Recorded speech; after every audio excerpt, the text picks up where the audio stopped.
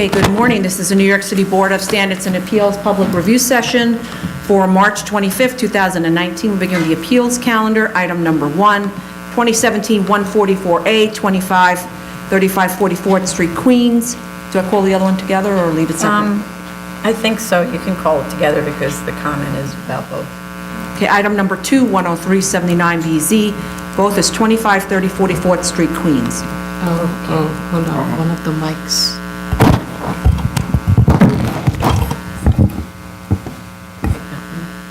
I think it's Oshampa's. I think so.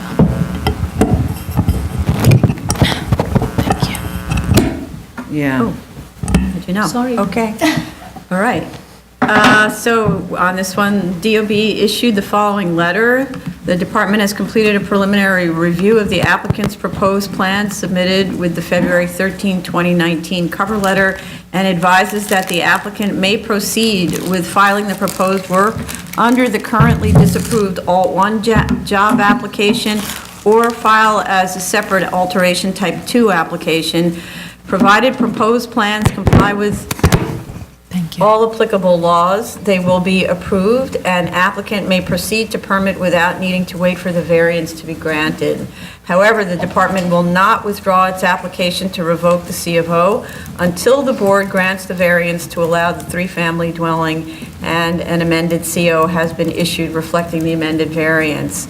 So that was our question at the last hearing, whether DOB would allow a permit so that the work can be completed, and so they will, so we can hold off on any determination for either of these cases until the work is completed. Okay? Okay. Item number 3, new case. Item number 3 is 16111A, 8220 Britton Avenue, Queens. I had swapped up the line. Yeah, so this moved to number 3. This is a rehearing? Because it's a DOB case. So we have proof of service of initial application to officials. There are no hearing notice requirements for a rehearing request. DOB sent a letter advising that in response to the board's decision in 2012, it lifted the stop work order, reissued the permit, and ultimately issued a C of O. So a decision here in favor of the applicant would also require a C of O revocation. Applicant requests that we reopen and rehear this case on the basis of the court's decision that applicant, as neighbor to an adjacent construction site that installed shoring on neighbor's property, did not give permission to the adjacent developer to allow such encroachment on neighbor's property. In its resolution, the board directed DOB to lift its stop work order and reissue the permit on the basis that there was inadequate clarity in DOB's operations about whether and how an owner should demonstrate that it obtained authorization to install shoring from a neighbor. Furthermore, as with the court, the board found that DOB's issuance of a stop work order and permit revocation for a completed building where no further work was being performed was, quote, unnecessary and not, quote, reasonable. I fail to see then the relevance of the court's determination on the side yard agreement to the BSA case or how it would affect the board's analysis or the outcome. So I don't think that this should be reopened, reheard. Any other comments on this? No, I agree with you. Anybody else? No, I agree with you. I'd like to actually hear their argument, them making the argument. I wasn't convinced by the submission. I look forward to hearing what they have to say tomorrow, but as of now, I agree with the remainder of the board. 1 minute for bagpipes. Police Department? It's a parade. Police Department.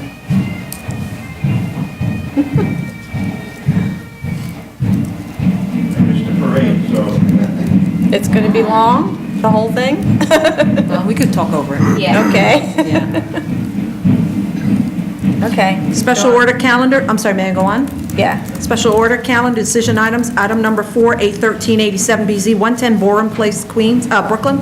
Okay. Okay, so At the last hearing, I think due to some confusion that we had in terms of what was submitted, what was posted, since the last posting stated the hearing date to be of March 26th, we decided to hold the hearing today and tomorrow, and with the anticipation that if the neighbors read the notices, they would provide comments. Thus far, we have not received any comments, so tomorrow we'll see if anybody shows up at the hearing.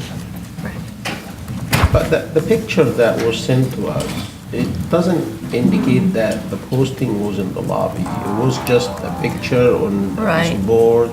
Right, I so wasn't sure we spoke about this like tons of times. we did talk about it before, and, gave instructions that going forward, you cannot submit us a picture of the posting in its own little frame without any context. But what we did see was that the posting, which was supposed to be for the last hearing, was actually for this hearing.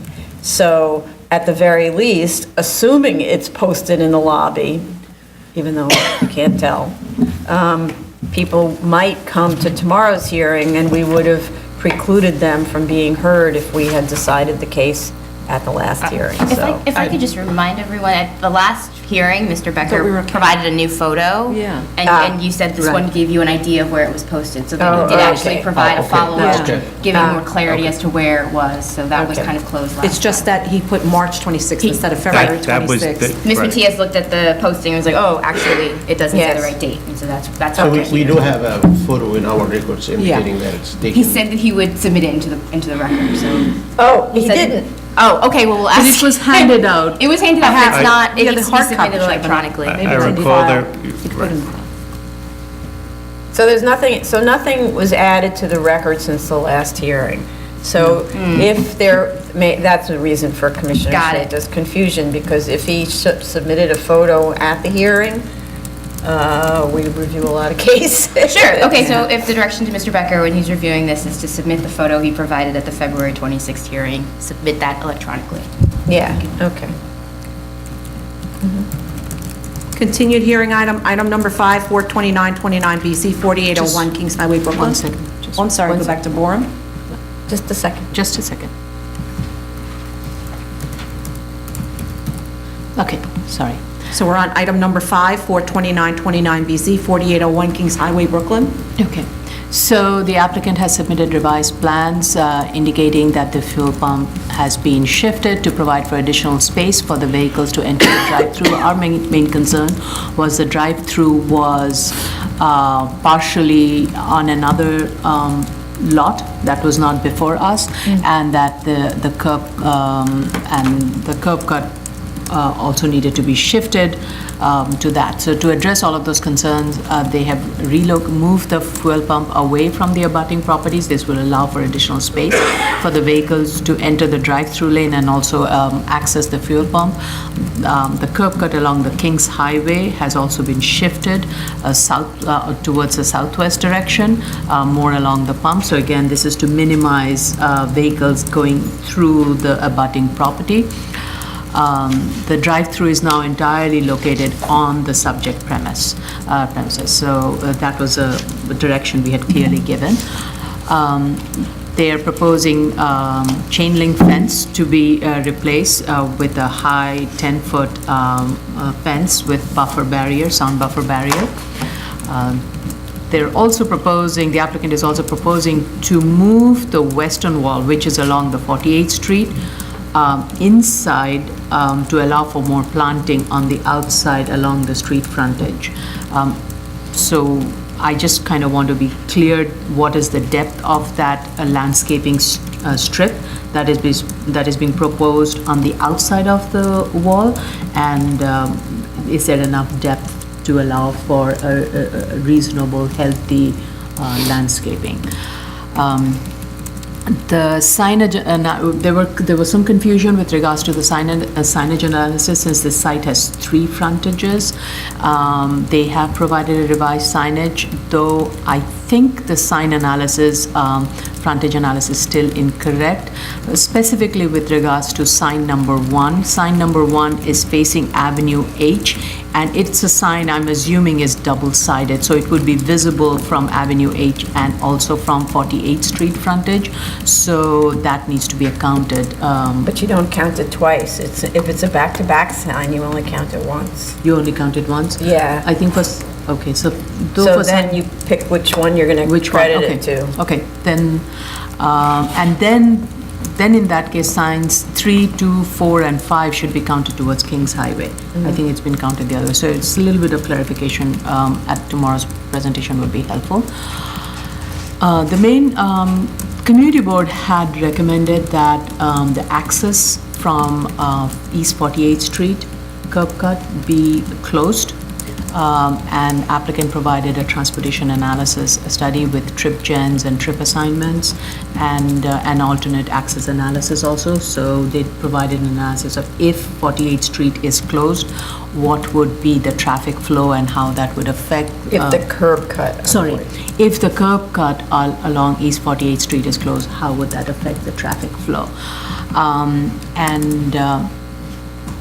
What the applicant has stated is that with the East 48th Street accessway closed, they estimate about 9 vehicles that would make the right turn onto Avenue H and then another right turn onto East 48th Street. Keep in mind, Avenue H at this frontage is only 41 foot long, so it has a very short frontage, and it is along the pathway of Kings Highway. It's like one of those intersections where it's Avenue H, Kings Highway, and East 48th Street all are kind of meeting. So the applicant's concern is that by eliminating East 48th Street curb cut, the vehicles that would have made a right turn on East 48 now will go to H and then make another turn. So this will add to additional volume of traffic on Avenue H, which can cause backup onto Kings Highway, and so that's the concern. And so I just I broke down the total amount by 15 minutes just to kind of get a sense of how many vehicles are we talking about. And based on the breakdown in a 15-minute interval, if the 48th Street accessway is closed, there would be total of 7 vehicles that would be exiting every 15 minutes and 6 entering every 15 minutes from Avenue H curb cut. So having 13 vehicles exiting and entering from a 41-foot frontage on Avenue is the concern that the applicant is laying out. I think that's a reasonable concern in a 1-hour period.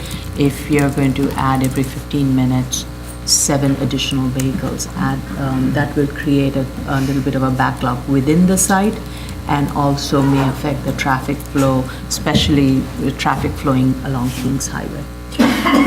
The name of the short road? Is Avenue H. That one's Avenue H, that little short thing? Yeah. Yeah, okay. So you're persuaded by the traffic study? I am persuaded by it.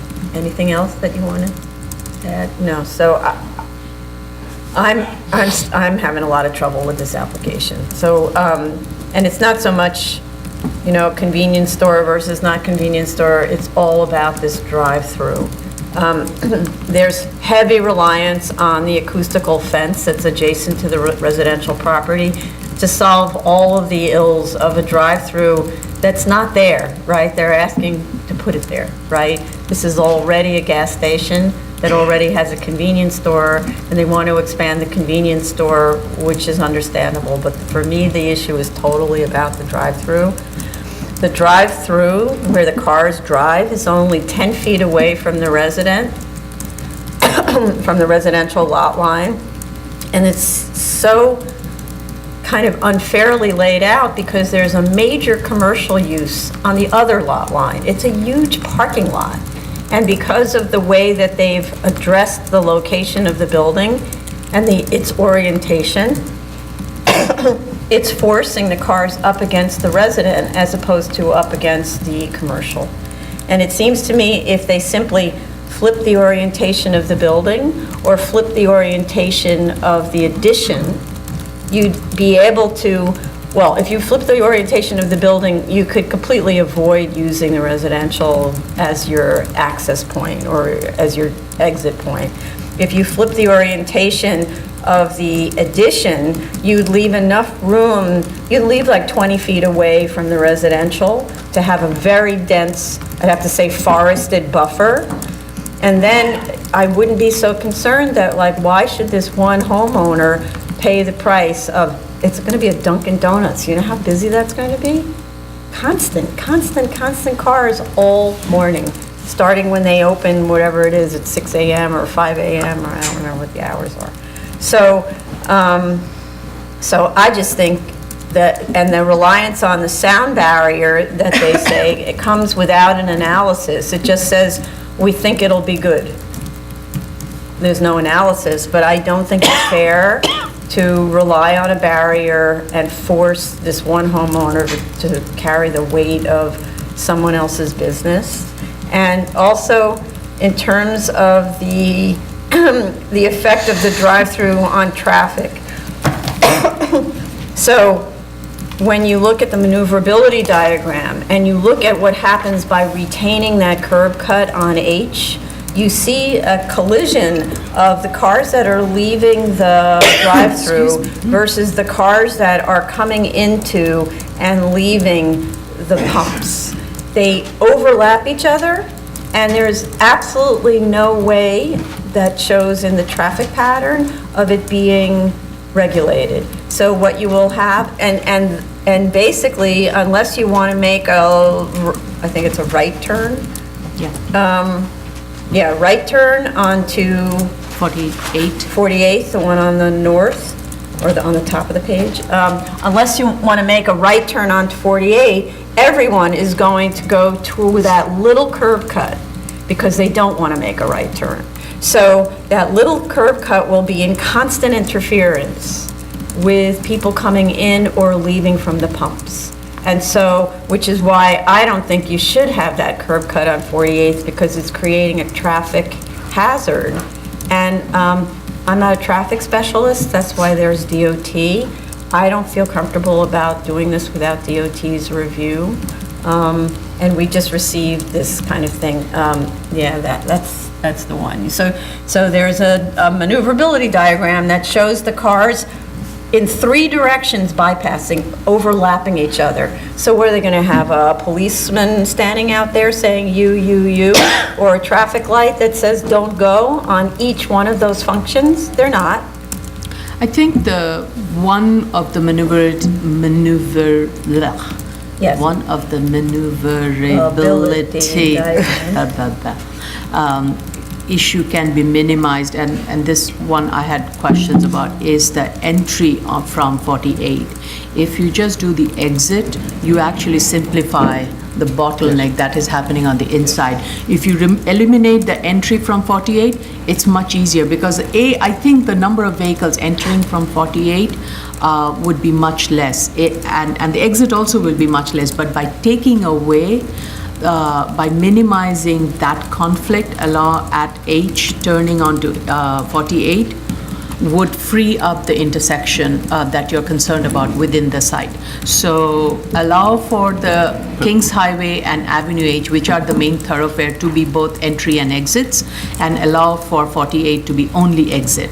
And that would clean up a lot of the concerns that you're raising. It wouldn't address the fact that a lot of this is right up against the adjacent residents. That's a different subject. That's a different subject. Right. And I think for that, I agree with the chair that I think we need a much clearer understanding of the wall that is being proposed. The landscaping has to be a lot more robust. That's why I wanted to know what's the depth of the landscaping area that's being talked about and what kind of planting is proposed. All of those are also critical elements. Should we go down this, or even regardless, I think it's a very good idea to have the landscaping on the outside and have a solid wall on the inside. So you're creating double layers of buffer. I would agree with that. It seems like a site that, it seems like they can work at a drive-through, though I do have the concerns shared by the chair with regard to it being on this side, the residents. It seems like there's a lot of traffic taxing on that side. I imagine they could find a different way to work this out. You could. Yeah. And it would address a few of the issues mentioned today. Because that, like the chair said, there's this tremendous use on the other side. It wouldn't be bothering anyone on that side if something could be done on that side. I mean, you could have the cars, this is a major construction project. They're building the majority of the structure is the new construction. So they could actually relocate this structure. It doesn't need to be in this location. Oh, what's the Yeah. rule about the 11-4? Yeah, I mean, just to remind the board, we are under 11-411 here, so any modification to the building is the building that was in existence in 1961. Okay. So the building itself cannot be moved. But is there a limit to how much can be added? Isn't it up to 50%? Up to This is 50%. more than 50% being added, much more. Well, yeah, it's up to 50% of the building that was in existence in 1961. And the convenience area is limited by the TPPN. No, but let's talk about the addition, the amount of floor area that can be added.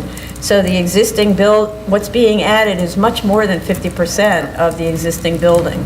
It had to be 50% of the building that was in existence in 1961. That's what I'm So talking the about. existing building, right, as shown in the drawing, it says existing 578 square foot portion of building 2 remains. So we don't know what the existing building footprint is. It's just the portion that is to remain, or is it the totality? But I think what Carlo is Mr. Cosenza is making a distinction between what exists today versus what existed in 61. Yeah, Yeah, so yeah.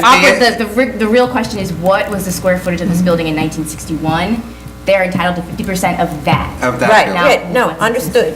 Okay. But we don't have that We information. don't have that information. So, but I'm looking at what exists today, and the enlargement is much larger than what they're showing as existing I today. believe we do have the existing conditions. And, Okay. Yes, it's like the initial file folder. And it's, we have a drawing called existing, or set of drawings called the existing conditions. Well, is it existing In 1961? as of 1961? No. I think It maybe doesn't- what we it need doesn't- from the applicant Yeah. is what were the conditions in November 31st. Yeah, and I just say that if there were any subsequent enlargements to 1961, then that has to be deducted from the 50%. So It my seems like notes there say was. that they will retain 578 square feet of the existing building, but that's the part that I don't know. It's a 1,500 square foot existing building, but I don't know if it's a 61 existing or just simply what's there. But the proposal is to build 1,347 square feet. So let's say, for argument's sake, 1,535 was what was there in 61. 1,347 is a lot more than 50%. So there is a plan from 1961, but it doesn't have the total square footage. It does have the dimensions, so we could... So they can figure that out, but... This is previously, I think I looked at the folder, initial submission. It's the previously, one second. Previously approved BSA plan PDF. And that's the one, I saw the date Oh, yeah, I stamp. see it. Date stamp on it, 11/14/6 some, I'm assuming that's 61, because there was nothing that was submitted after that. Well, maybe after, so it's a pre-61 building, right? So if those are post-61 plans, that doesn't qualify Okay, either, fair point. right?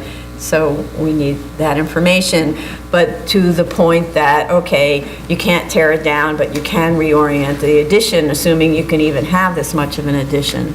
And let's just say, for argument's sake, the addition is much bigger than what's allowed, then that would enable you to pull the drive up 10 more feet away from the residential property line, so that's a 20-foot buffer zone, and then landscape that very densely. The landscaping right now is shown as one row of shrubs. So the way you make dense planting is you stagger them. So it's a row, and then a row behind that's staggered, and then a row in front that's staggered, and it's intended for the shrubs to grow dense and low, not leggy over their lives, right? I just, yeah. I feel like they could even increase that buffer width from 10 feet to probably 20 and try to make the cars drive closer to the building. And maybe because of the very sharp turn, left turn at the end at the drive-through, they probably can chamfer the building or provide. Yes. Yeah, they can provide a chamfer the chamfer building. and then it's gonna smoothen the turn and resolve the issue. Right. Correct.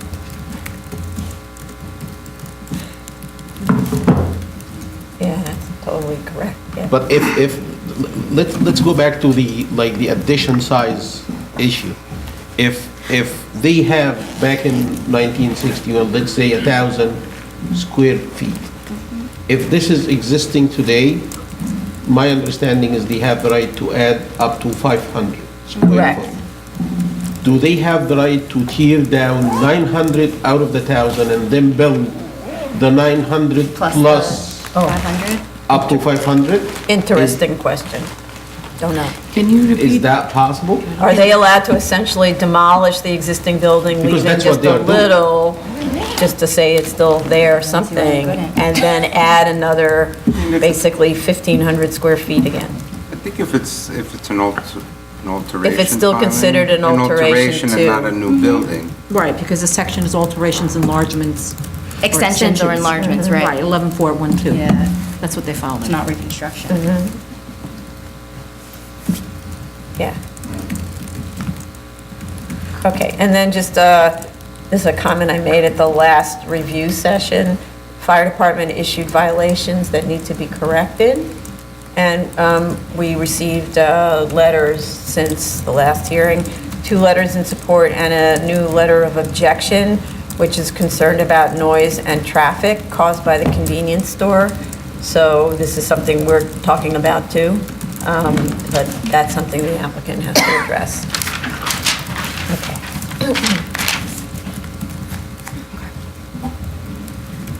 Move on? Item number 6, 86755BZ, 66-15 Borden Avenue, Queens. Okay. So at the last hearing, we had asked the applicant to provide a phased plan of all the work that needs to be done.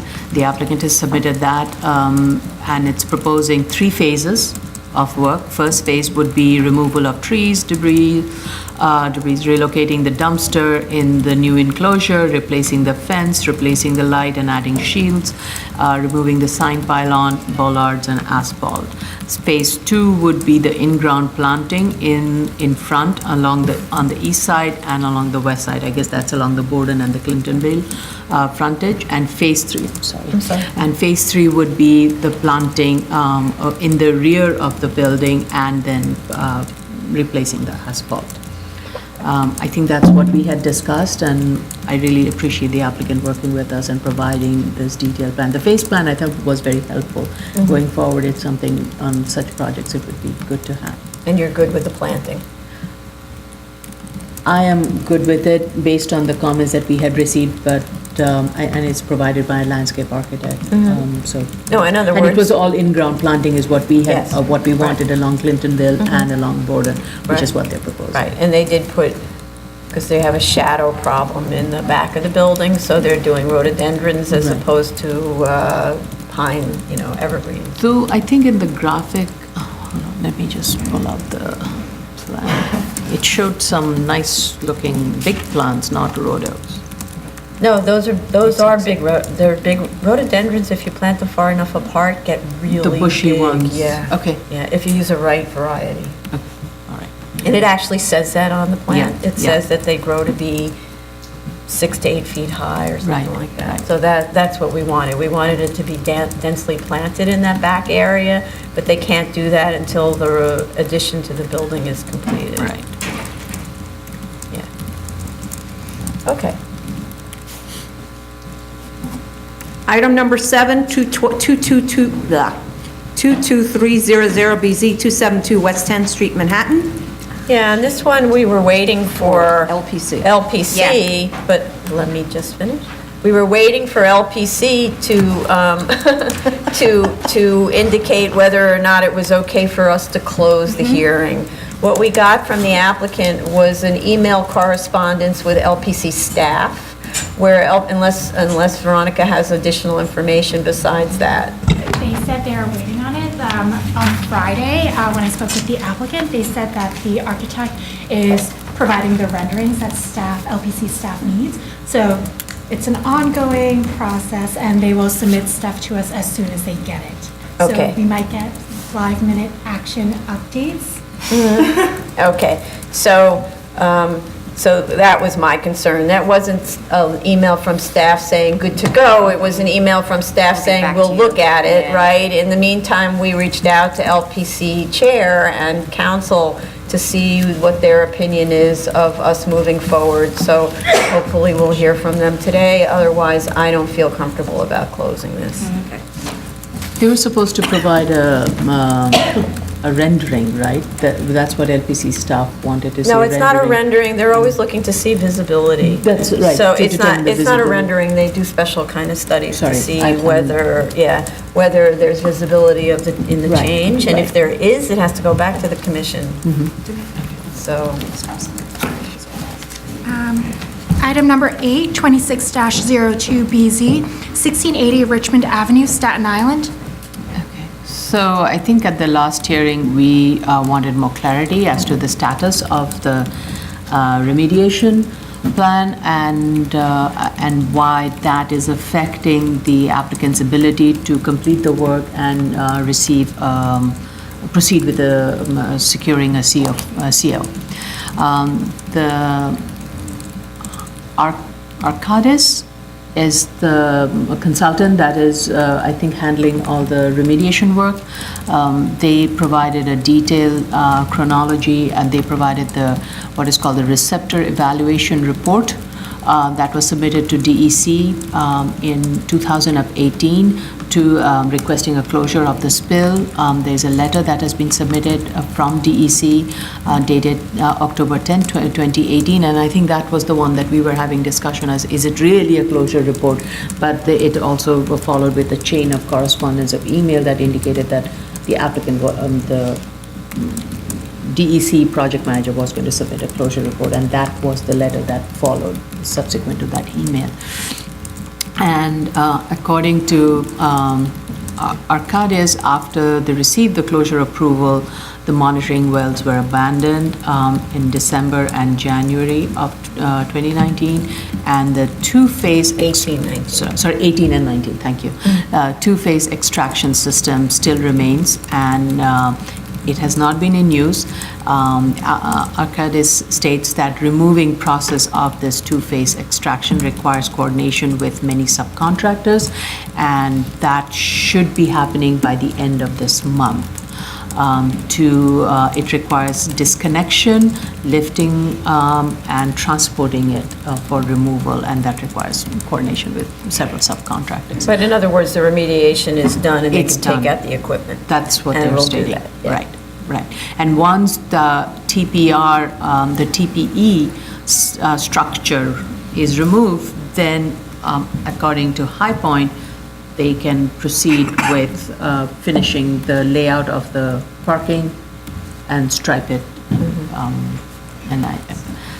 And I think they said that all the work is done, we're just waiting sign-offs for the alteration Right. application, so they can proceed They to can get their proceed. C of O.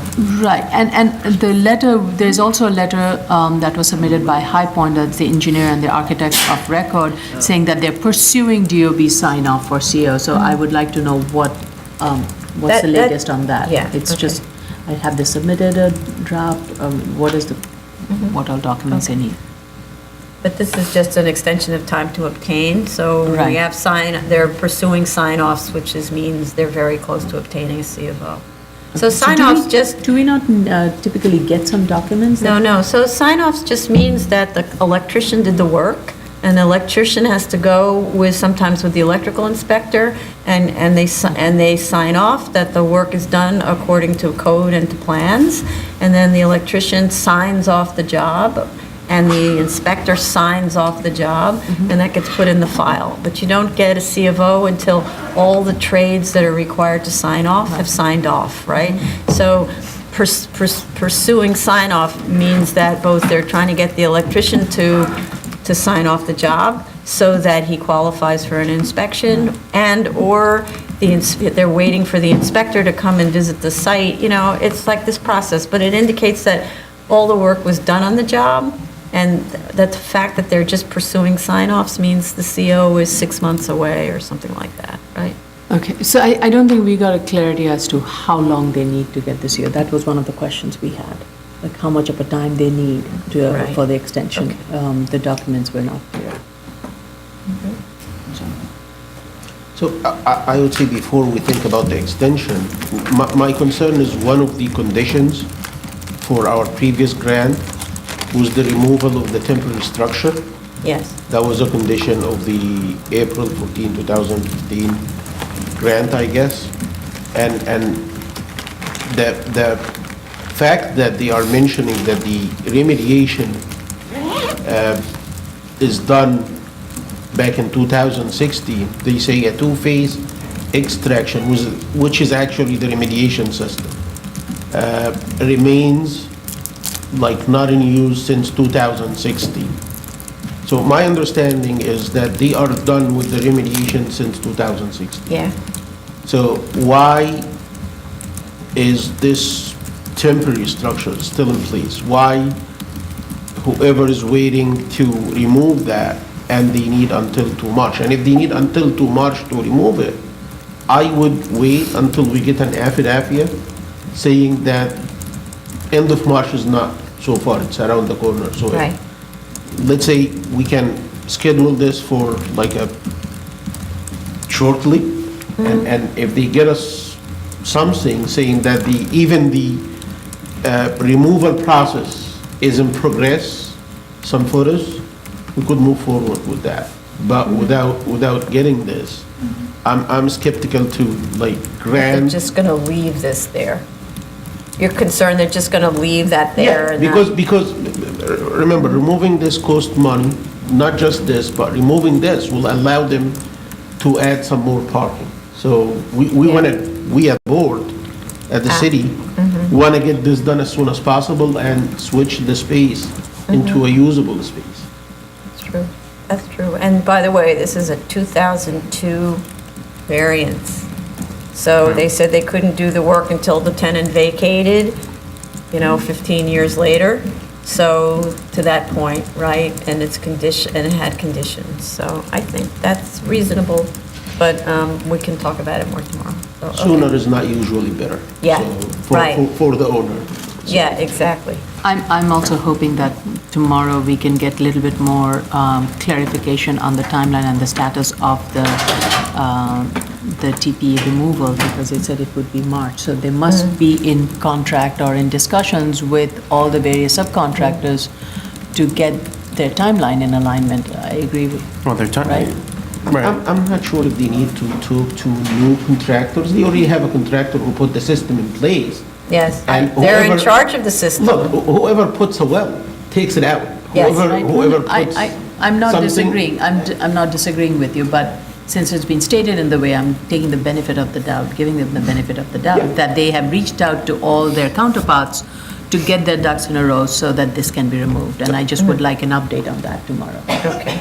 We actually did ask them for a timeline, so. We did on the last date, we asked them for a Yeah, time. we did.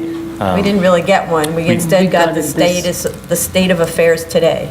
I believe we got one. They said end of March, Oh, okay. Which is- which is Kind of a time. end of March. We are in the end of March. I was hoping that because of the statement in the end of March, we would be getting something a bit more substantial. Yeah. Maybe they're going to report something more substantial because that was submitted 2 weeks ago. And perhaps Right. there's something that has happened, and I mean, look, and I'm eager to hear it if that's the case. Okay. Item number 9, 18908BZ, 228, 230 Mercer Street, Manhattan. I think last time we had some confusion with the address that has been corrected, and FDNY has withdrawn its request for adjournments, and they did visit. That was that was already stated at the last hearing. And at that time, we were informed that FDA and NY inspectors will be visiting the site Yes. and will provide a report. And they issued a letter of no objection as of March 12th, based on the inspection that was performed, and issued a violation. And the violation was issued for failure to obtain a CO for PA space. Ms. Darrell's. I didn't, you sure it's for this one that the letter of no objection? I didn't see it, just to make sure. Was the letter of no objection issued on this one?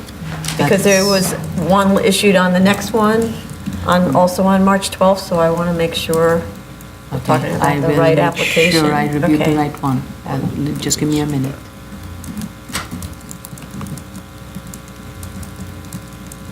Okay, and then, Yeah, actually it's dated. Yeah, actually, there is one There are dated three- March 14th. March 14th. okay. Okay, thanks. And there was an inspection done on February 12th, and based on that, LPPA unit issued a violation order, and it was for failure to obtain a CO for the public assembly space. Okay, and then, sort of in the realm of the LPC, because there had been a discussion about the banners the last time, and we, of course, didn't know whether the banners were legal according to LPC. And the applicant provided a 2012 letter from LPC which approves some banners on Mercer Street and requires removal of others. So without a drawing that tells you which one you can keep and which one you have to remove, the letter is of no real import. I'm not sure what the applicant was thinking when they submitted it. Yeah, we're going to have to know what the status was back in 2012, what was submitted to LPC that they got this response. Right. Because without that, I don't have any indication of what is good and what's bad, and whether there were more banners up at that time, I don't know. Right. So I But, found you it know, quite it does- strange to give a letter that's clearly visual, referring to something that's visual without the visuals. It's already expired, though, the letter.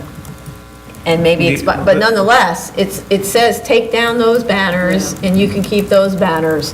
Which ones? The ones that we're talking about? Right. Without knowing what the status was then, all it does is serve an evidentiary purpose in letting us know that LPC was involved in this at some point. No, but you could But actually. outside, If you could, for instance, with the 2012 drawings, you could say, those banners were allowed, these Right. weren't. It would actually say that on the drawings. Then you can look at the site and say, oh, look, they're the same banners. Then you don't need to go get a new LPC sign-off, because I don't think they're proposing to install anything new. We can just see No. whether the status quo has been maintained, right. right? Yeah, just No, I directing us think to it the does. photo It- is not sufficient. We don't have the past and the present photo to even compare with. No, not even the photo. I'm just talking about an LPC drawing, and then today. What's up there today? Does it look like what LPC approved? If not, LPC didn't approve it. Simple. This should be something that could be, which I would imagine is relatively simple, because LPC has a file on this case, obviously. Yeah. And I'm hoping that we can resolve this, because for me, this is the only thing that's holding it up Yeah. at this Yeah. point. And hopefully, we get something soon. Okay. Item number 10, 15014 DC, 30 Broad Street, Manhattan.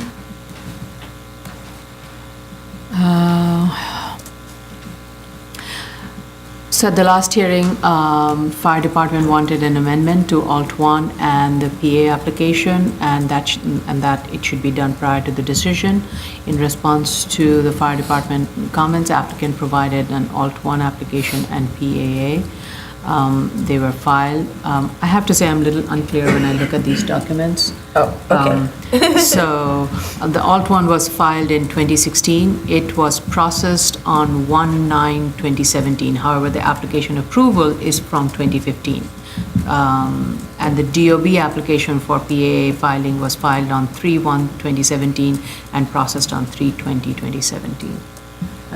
Those were the dates that were, Yeah. so I'm a little confused. We'll see By that. whether fire department has additional comments, because Okay. I don't know whether they saw those applications. Because They say the Schedule A does not show the proposed use in the subcellar. This was their last comments. Only lists the second floor, and a PAA should be filed with DOB prior to the board decision. So that might have been a PAA for an old job and doesn't reflect this The new- one. right. Don't know. Right. Right. Don't know. So fire department should look at what was submitted, but that stuff is actually available online because they're old records. So if fire department does look online, that's probably how they came to this conclusion that it's not the right Right. submission, so. The applicant did modify the statement of fact indicating that it's a legalization and that it's fully operational, and the request is to indicate that it's a change in ownership. And, Your mic is sorry, on, sorry. it's a change in ownership and the modification to enlarge the previously approved plan. We do have a fire department, no objection letter. Yeah, we have that, but I'm not sure whether that's because they saw these two documents, or they didn't, because they also asked for an inspection. They said, we request an adjournment in order to perform an inspection. They performed an inspection. That's what the LNO is about. I don't know whether they're okay that there's a PAA on file, PAA application on file. Okay. New cases, item number 11. I'm sorry, may I have one? Sorry. Yeah, that's fine. Sorry. Item number 11, 15673BZ, 1975 East Chester Road, the Bronx. Okay, we have proof of notice of hearing to officials, but I didn't find proof of service of initial application, even though the community board submitted something, so it must have been served, but I didn't find anything.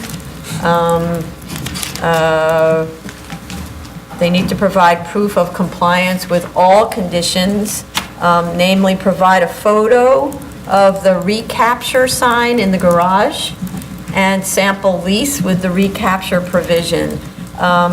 If the photo, there were photos that were submitted that were impossible to read, so I couldn't tell whether there was a recapture text on any of the signs. And in terms of they have this thing called a memorandum of recapture, that they sent to the tenants at one point, saying essentially, dear tenants, just to let you know that you can recapture. That's not the same thing as a rider to a lease. So I'd like to know how this is used, what's the frequency of sending this memorandum? Is it posted in the mailroom, for example? And is it intended to be used instead of a rider to existing leases? And what about new leases? Why can't they have riders? I actually don't understand, given how long this has been. Let's see, this is a 1973 case. So I would think most of the leases have been, most if not all the leases have been renewed, and there's plenty of an opportunity to put in a lease rider. Yeah. Just a couple of house cleaning. I think the statement of fact incorrectly states number of parking spaces as 694. It should be 691. I would like the applicant to indicate in the plan the location of the rate sign. That was one of the conditions, that the location of the rate sign should be inside the property. It wasn't clear to me whether that meant to be inside the wall of the property or inside the garage. That to me was not clear, so going forward, it would be helpful if we have a clear indication in the plan as to where that is located, and provide the photos of the rate signs in terms of where it's located. Right. I think there was a photo of a rate sign, but only because the fog of the photograph seemed to indicate the shape of a rate sign, not because I could actually read it. Right, and there are two entry points to this garage, so we need to have these photos for both of those entry points and where the rate signs are in relation. At least from the street view, it is clear there aren't any rate signs posted outside the wall. But we do need to know where it is and reflect that in the plan. Okay. Anybody else? No? And we do have proof of service. It needs to be in the folder. Where is it in the folder? It was submitted all bunched in one, and I had to separate it. It was at the bottom. It should be in a folder that's called proof of service, proof of initial application, right? Item number 12, 245-03BZ, 160-11 Willets Point Boulevard, Queens. Okay. We have both proof of service of initial application, oops. What is that? Hello. Okay, here we go. We have proof of service of initial application and of notice of hearing to officials. Community Board had an initial meeting on February 26th on the application, but requests that we hold off on the final decision until after their full board meeting on April 8th. Their initial review recommends the following though, so at least they gave us comments. Flashing stop sign at the end of the drive-through, replace the speed bump at the end of the drive-through as part of the drive-through construction after new concrete, in other words, don't take it away.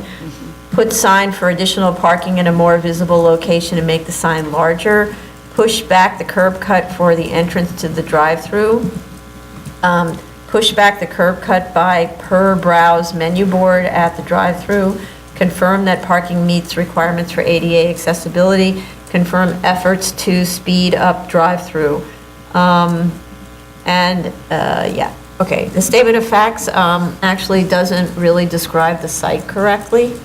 According to the plans, there are 15-foot and 27-foot wide curb cuts on Francis Lewis.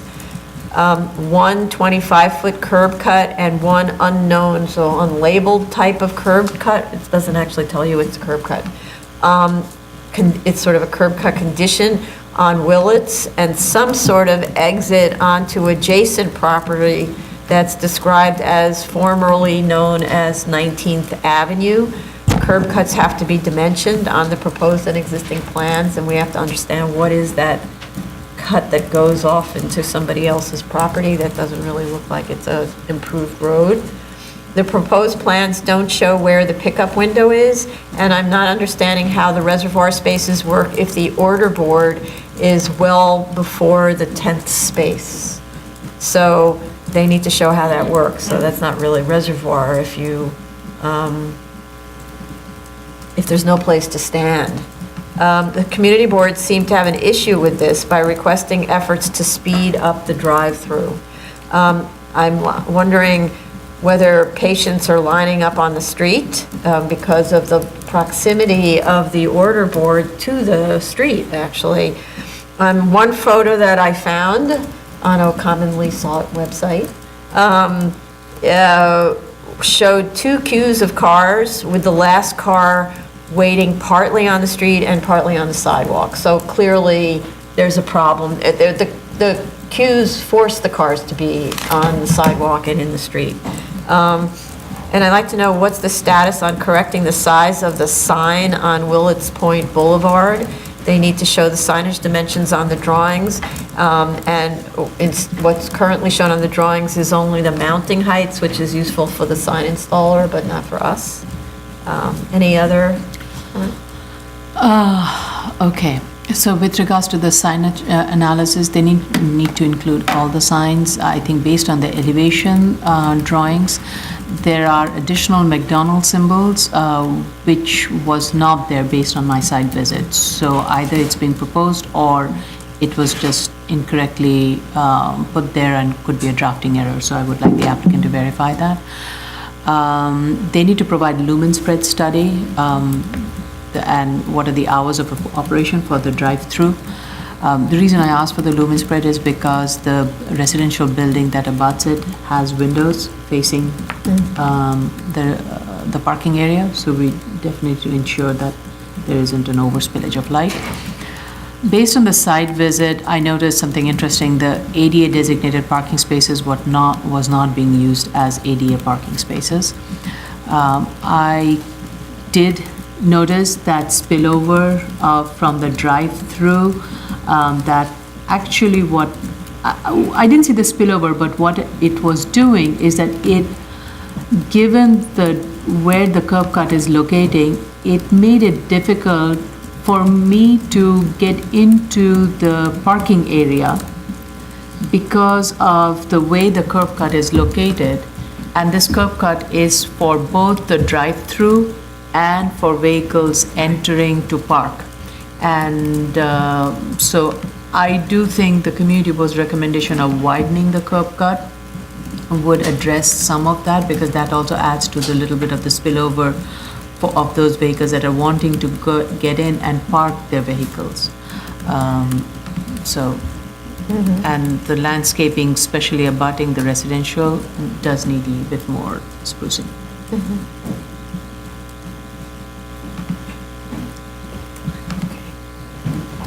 Anybody else? Nothing additional. Item number, make one? Item number 13, 20904 BC, 10909 15th Avenue, Queens. There are no notice requirements for extensions of time to complete construction. I note that this application was filed in January 2017 and received a dismissal warning letter in November 2018. So I'd like to know what's been going on in the 2 years since the filing. Some of it's kind of evident from photos. The photos submitted in 2017 show a building that hasn't had its skin put on, and the current photos really look like the building is ready to be occupied. So I'm wondering, though, is this actually an amendment to the approved plans, because it hasn't been filed that way? The response to notice of comments indicates a change in elevation on the first floor and a change to the parapet height of to 82 feet from 76 feet. That's a lot of feet. That's not a rounding error. The 2005 approvals also had conditions, so I'd like to know whether those were complied with. It says residential floor area ratio not to exceed 1.29, 139 accessory parking spaces in a 2-cellar garage, which has been, eliminating the second cellar was approved by letter of substantial compliance. The total height of the building, this is the important one, shall not exceed 67 foot 4 inches, and it says in parentheses, with parapet. So I don't know if that means including the parapet or assuming there's also a parapet. You'd have to go back to look at the drawing. That's kind of badly phrased. So I'd like to know, and that the building contains a maximum of 134 units. So if those conditions varied and there's no letter of substantial compliance that indicated an okay to vary from those, then this is an amendment and needs to be filed as such. They need to provide the drawings that show, and to help us with this, the differences, any differences between the 2012 letter of substantial compliance drawings and the proposed, and they need to show them bubbled, the changes bubbled. And they provided drawings, I don't know if that was provided to DOB or for us, where they bubble the entire image on each page. That is a useless bubble, so don't do that. It's got to be specific to the changes. And I'm not really talking about changes to the facade decor. It went from being sort of this classical design to a modernist design. That's not what I'm talking about. Is there further update also on the OER sign-off for remediation? Because they have been working on the remediation, but what's the update now? Because it's been a while since a submission. And there are some permits that were submitted to us in an earlier submission that have since expired. Have those been renewed? What's the level of completion as of today's date? Because our submission was in December, the last submission. Provide an updated completion schedule and provide a recent application for payment with continuation sheets. This is the architecture, the AIA payment document that indicates the percentage of the job complete and how much money has been paid to contractors. The last one submitted was from June, so there should be one now that's showing it as claimed 90-something% complete, 97% complete. Anybody else? With regards to the OER, the applicant states that the remediation is complete and is in compliance with OER's, a restrictive deck, and they're awaiting sign-up from OER. That's what I'm asking. Okay, I'm that's asking. what you're asking. So they said that 2 months ago. So did they get sign-off from OER? Okay. Yeah. Anybody else? Yeah, I understand that this is not an amendment yet, but if it turns to be, I would like that to be addressed in the statement of facts. Sure. What was the basis for the grant for the previous variance? And whether these bases are still intact or not, because I've seen like significant work eliminated. One cellar, which significantly reduced the excavation, the watering, maybe the amount of foundation. And if that was something associated with the hardship for the original variance, it's totally different too. So, Yeah. So part of this is it was an existing building. Right. And they dug cellars underneath the building. So some of it was dealing with the obsolescence of an existing building. So I'm not sure how far they went into the subject of subcellar. But then it was the flood, it was the 2012 Yeah, I understand. flood that changed the situation. So there's kind of no, I'm assuming DOB wouldn't let them dig a second cellar, right? In other words, I'm just assuming that, or that building, then it would have had to been built as a bathtub, I guess. So then that made it even more expensive, so they had to abandon that. That was approved, though, by letter of substantial compliance. Yes, I So understand. it's a little hard for us to unpack a 2012 board approval by letter. So I'm concerned about doing too much that unpacks a prior administration's approval. I don't even know how I would get there, right? So what we'd really be looking is the changes since the 2012 LSC, okay. which sound like, they may be other things, but it sounds like the height. And I don't know why, the height. Okay. Appeals calendar decision items, item number 14, 2017-316A, 95 Andrevet Street, Staten Island. Okay, there was something just submitted on this morning, but I didn't have a chance to open it. Yeah, it's FDNY, it's a site plan and a cover letter in response to FDNY comments that were sent directly to the applicant. And it's basically a site plan that shows curb-to-curb street width of Andrevet and, I don't know how to pronounce it, Chrysler Street, and the location of the nearest hydrant. And the FDNY indicated via email that they're going to submit a sign-off letter this afternoon. Okay, So, okay.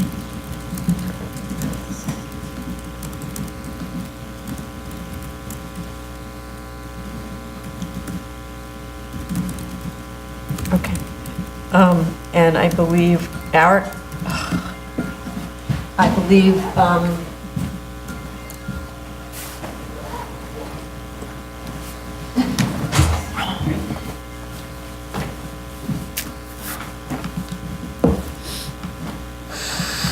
our council signed off on the restricted deck on this one? Okay. Okay. Okay. Hold on. I think that's it, yeah. Continued hearing. Just wait I'm one second before you go, I need to finish something.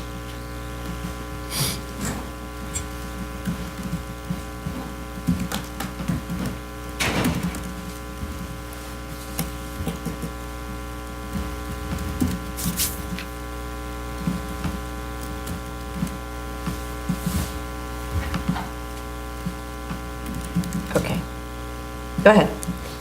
Item number 15, 2018-23A and 2018-24A. This is 2931 Herbert Street, Staten Island. Okay,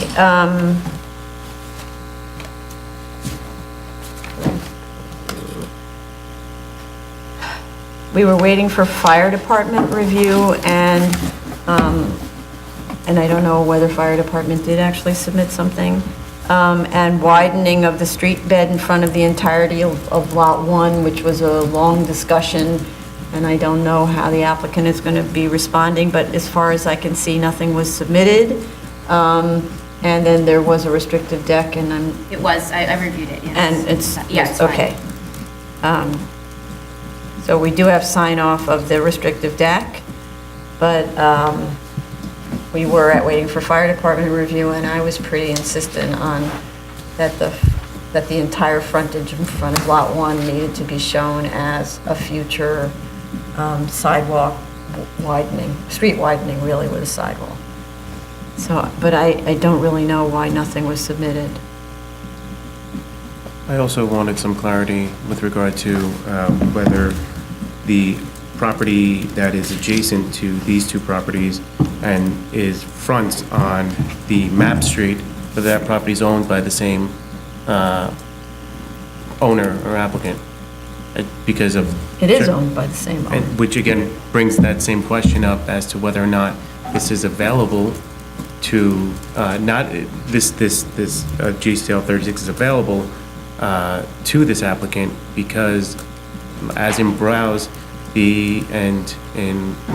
let's start with Browse. As in Browse, the court noted that when an applicant has an adjacent property that has frontage, a GCL 36 may not be available to that person.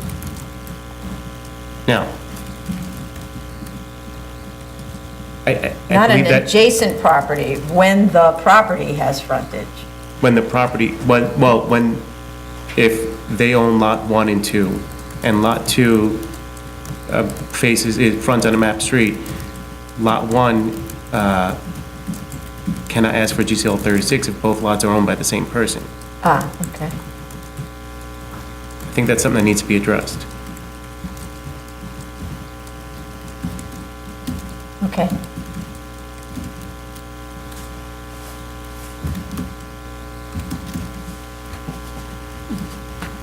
New cases on it? I'm sorry. I'm just a second. Is Seguin actually a map street? I think it's a CCO. It's a CCO street, so it's not a map street. So that's the distinction, I think. I think that's a distinction. I'm just asking because I don't think Seguin is a map street. So it wouldn't, they would need a GCL waiver if they were only fronting on Seguin, I think. The borough president's letters, as of dated February 26, says Seguin is mapped, titled, but is not vested. There was a lot of confusion about the status of Seguin because I believe on one of the forms that were certified by one of the city agencies, it says Seguin is mapped, but then the Staten Island Borough's president says it's a CCO, so it's like there's at least two different documents that says two different things, whether it is CCO or mapped. I'm basing it actually on the latest letter that the borough president's office had sent, which is dated February 26, and there it states that Seguin is mapped. It has but the title is not vested. But I don't know what that means. Well, we can just clarify, GCL talks about map streets, not whether or not the street's vested or okay. any of that stuff. So you can maybe That's true. focus on the mapping part. Okay. But it says, to that end, court counsel issued an opinion of dedication. Okay, so that's my other question. So when there's a court counsel opinion, this is just a general conversation because there's another one we have with a dedication, right? So we always talk about, well, why don't they just dedicate the street, then we're done. And then the answer is, well, the city doesn't want to accept the dedication. So in a situation where a street has been dedicated, isn't that the same thing as essentially it's as taking title? So this is a question. It's actually Chase has been working on this subject, so that's a question. It's like if it's a dedicated street and it's mapped, aren't we done? Whether or not title vests, I don't know what the difference between dedication and vesting title is. Okay, that wasn't in Property 101. Okay, so, what was it? Okay, all right, but I think that's a fair question that needs to be addressed. I think it becomes that this is much more relevant for the next case, but I still think it certainly needs to be addressed in this one. Okay. And it's Brous, B-R-O-U-S? Yes. Yeah. It's both in, just 1 second. You'll see notes of that in both Brous v. Smith, which is 304 NY 164. And it's also mentioned in Brock Properties, where on appeal, the court stated that it was proper, it wasn't improper for the board to inquire as to whether adjacent properties were owned in common, were in common ownership with the applicant property.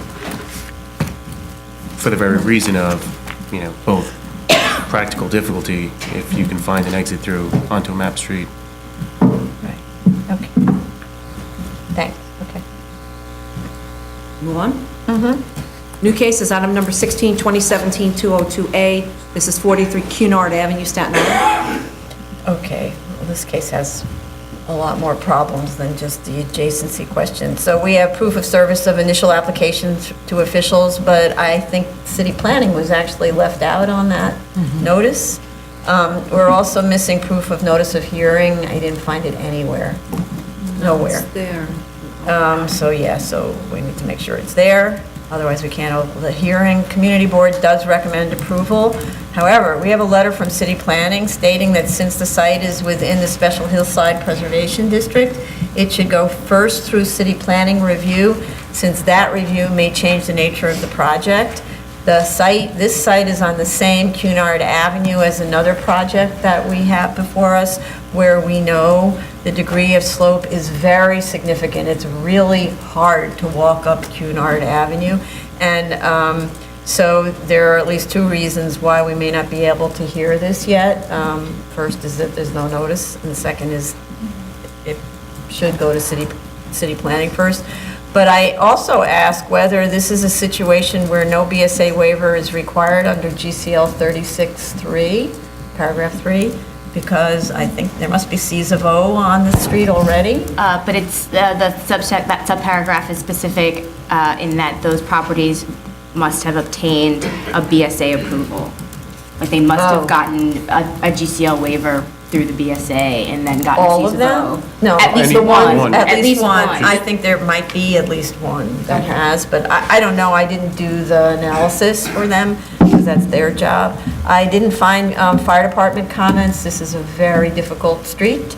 The drawings don't make at all clear where the nearest connection to a map street is, or where the Cunard roadbed remains unimproved, or connections to existing sidewalks. There actually aren't really any sidewalks there to speak of. People sort of allow for sidewalks on Cunard and then end up landscaping them. So you're forced to walk in the street. There should, of course, be sidewalks on the hope that someday they'll connect as a collection of sidewalks. As I mentioned, it's a very narrow street, and whether or not parking is allowed, people park, and there are no parking signs. There are no signs indicating no parking on the street. DEP had comments dating back to 2017, and I don't know if these were all dealt with, but I don't find a DEP sign-off letter. We do have it, and it should have been uploaded. It says, both of them say DEP will continue review upon receiving this and upon receiving that. There is a subsequent letter where DEP says no objection and further states that sanitary water will be disposed to septic system and stormwater will be disposed to dry wells. All sanitary stormwater connections will be maintained by the owner and not by the city. What's the date of that letter? March 18th. March 18th, this year? Yes. Okay. And for proof of service, I see what you're talking about. They notified borough president, oh, no, I lost it now.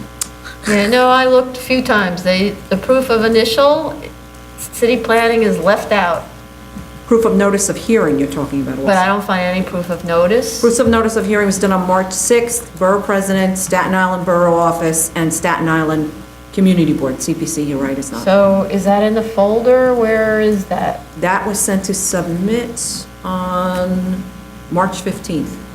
Okay. I think we're having some slow loading up of these. Okay. And then you have the letter from CPC, which you saw. Right. Yeah.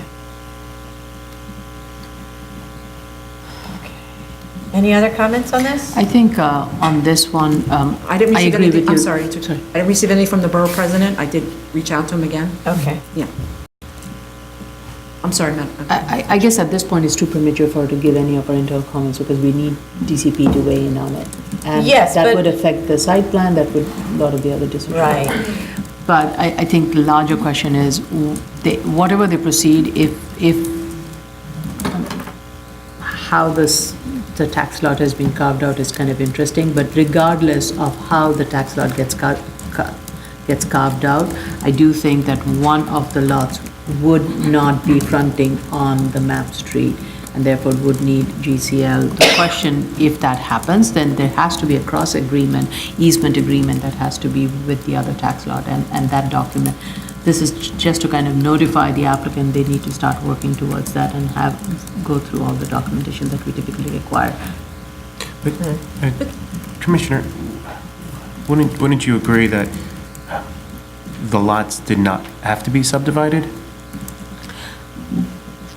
Maybe if you can turn that into a question for the applicant. Oh, very well. In effect, by subdividing these lots, they created the very difficulty they're now seeking relief from. So while this is not... Wait, stop. Well, I'm not suggesting that this is a variance where we argue self-created hardship. I am saying that to create your own difficulty is not something that the GCL 36 was created for. It's to give relief to a difficulty that someone has inherent in their property, not one that they've created themselves.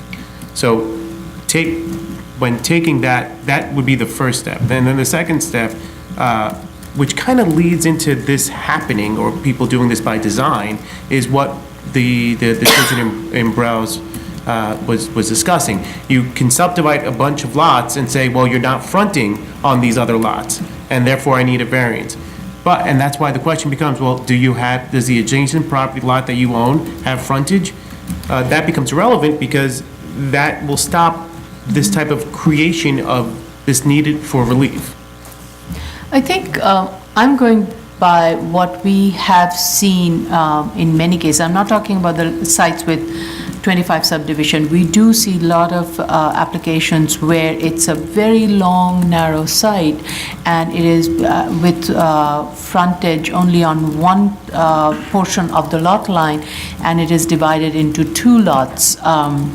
With a front and a back, it's the second one, the one in the back, does not have frontage on the street and therefore requires a GCL 36. The front one gets it, doesn't require a GCL 36 because it has a frontage on 36. And there, in those cases, we do require them to get a shared easement agreement because that's a driveway that is going to be connecting to the parking lot of the building in the front and to the parking lot in the back. Sorry, he's not talking about the easement agreement. He's talking about a lot where you subdivided, and by subdividing it, create a lot that doesn't have frontage. That's what I'm saying. But the easement agreement isn't the issue. Right, But that's okay. what we have seen a lot of cases where you have a very long lot, which is divided into front and back. Right. The front building does not require GCL 36 because it has a frontage. It's the back building that is before us for GCL 36, and we have granted it.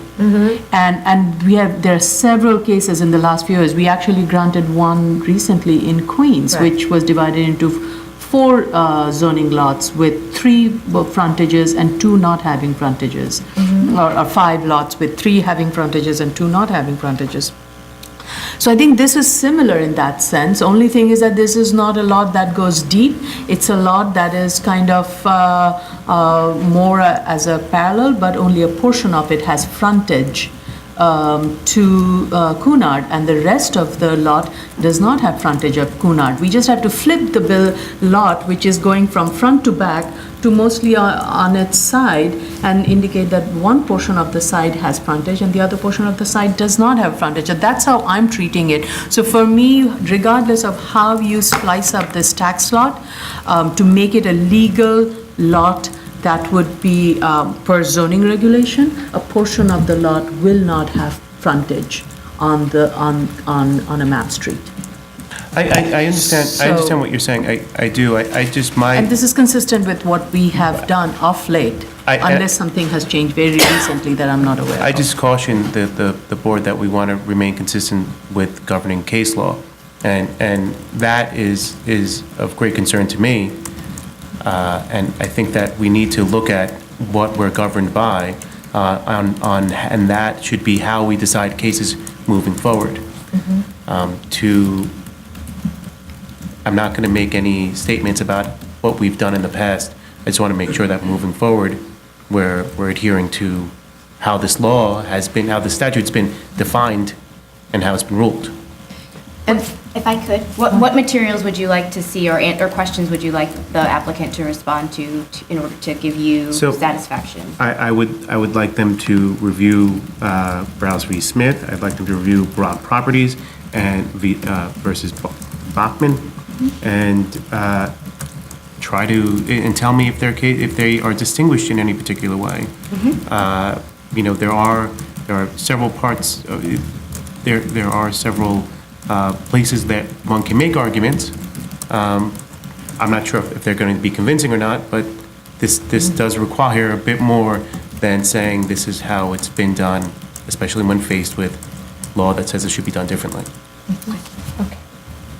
Okay, thank you. Can I make a request that I- our counsel also brief us on these cases so that we know what they... Yeah, sure. Yeah, sure. The cases are quite short. It's actually better to read the cases, I think, than to Okay. be brief. We So can also those- circulate Yeah, those. yeah. So I think that... Yeah, yeah. Right, Right. fair enough. Item number 17, 21847A, 45 Case Avenue. This is being postponed. They did not serve Buildings Department legal. It's my fault, I think. It's nothing to do with, I just think there's a huge problem with this application. Whatever doc... Oh, sorry, but we What can't if- hear it, right? I know, but I just want to note, I don't know if the applications that, the drawings that have been submitted are not at all complying with the underlying zoning regulation that was in place even then or today. So I'm not even sure what DOB reviewed it. So we need to have plans that was submitted to DOB. Based on the drawings that have been submitted, there are tremendous amount of zoning errors. And I do not see how DOB could have approved that set of Okay, plans. but we can't be discussing the application because we're not in a hearing about it, Okay, okay? So so if there's things that, I don't know, right? They made an application when we finally hear it because they didn't notify properly the last one, and they didn't notify properly this one. So, but we can't talk about the merits because we're not in here, right?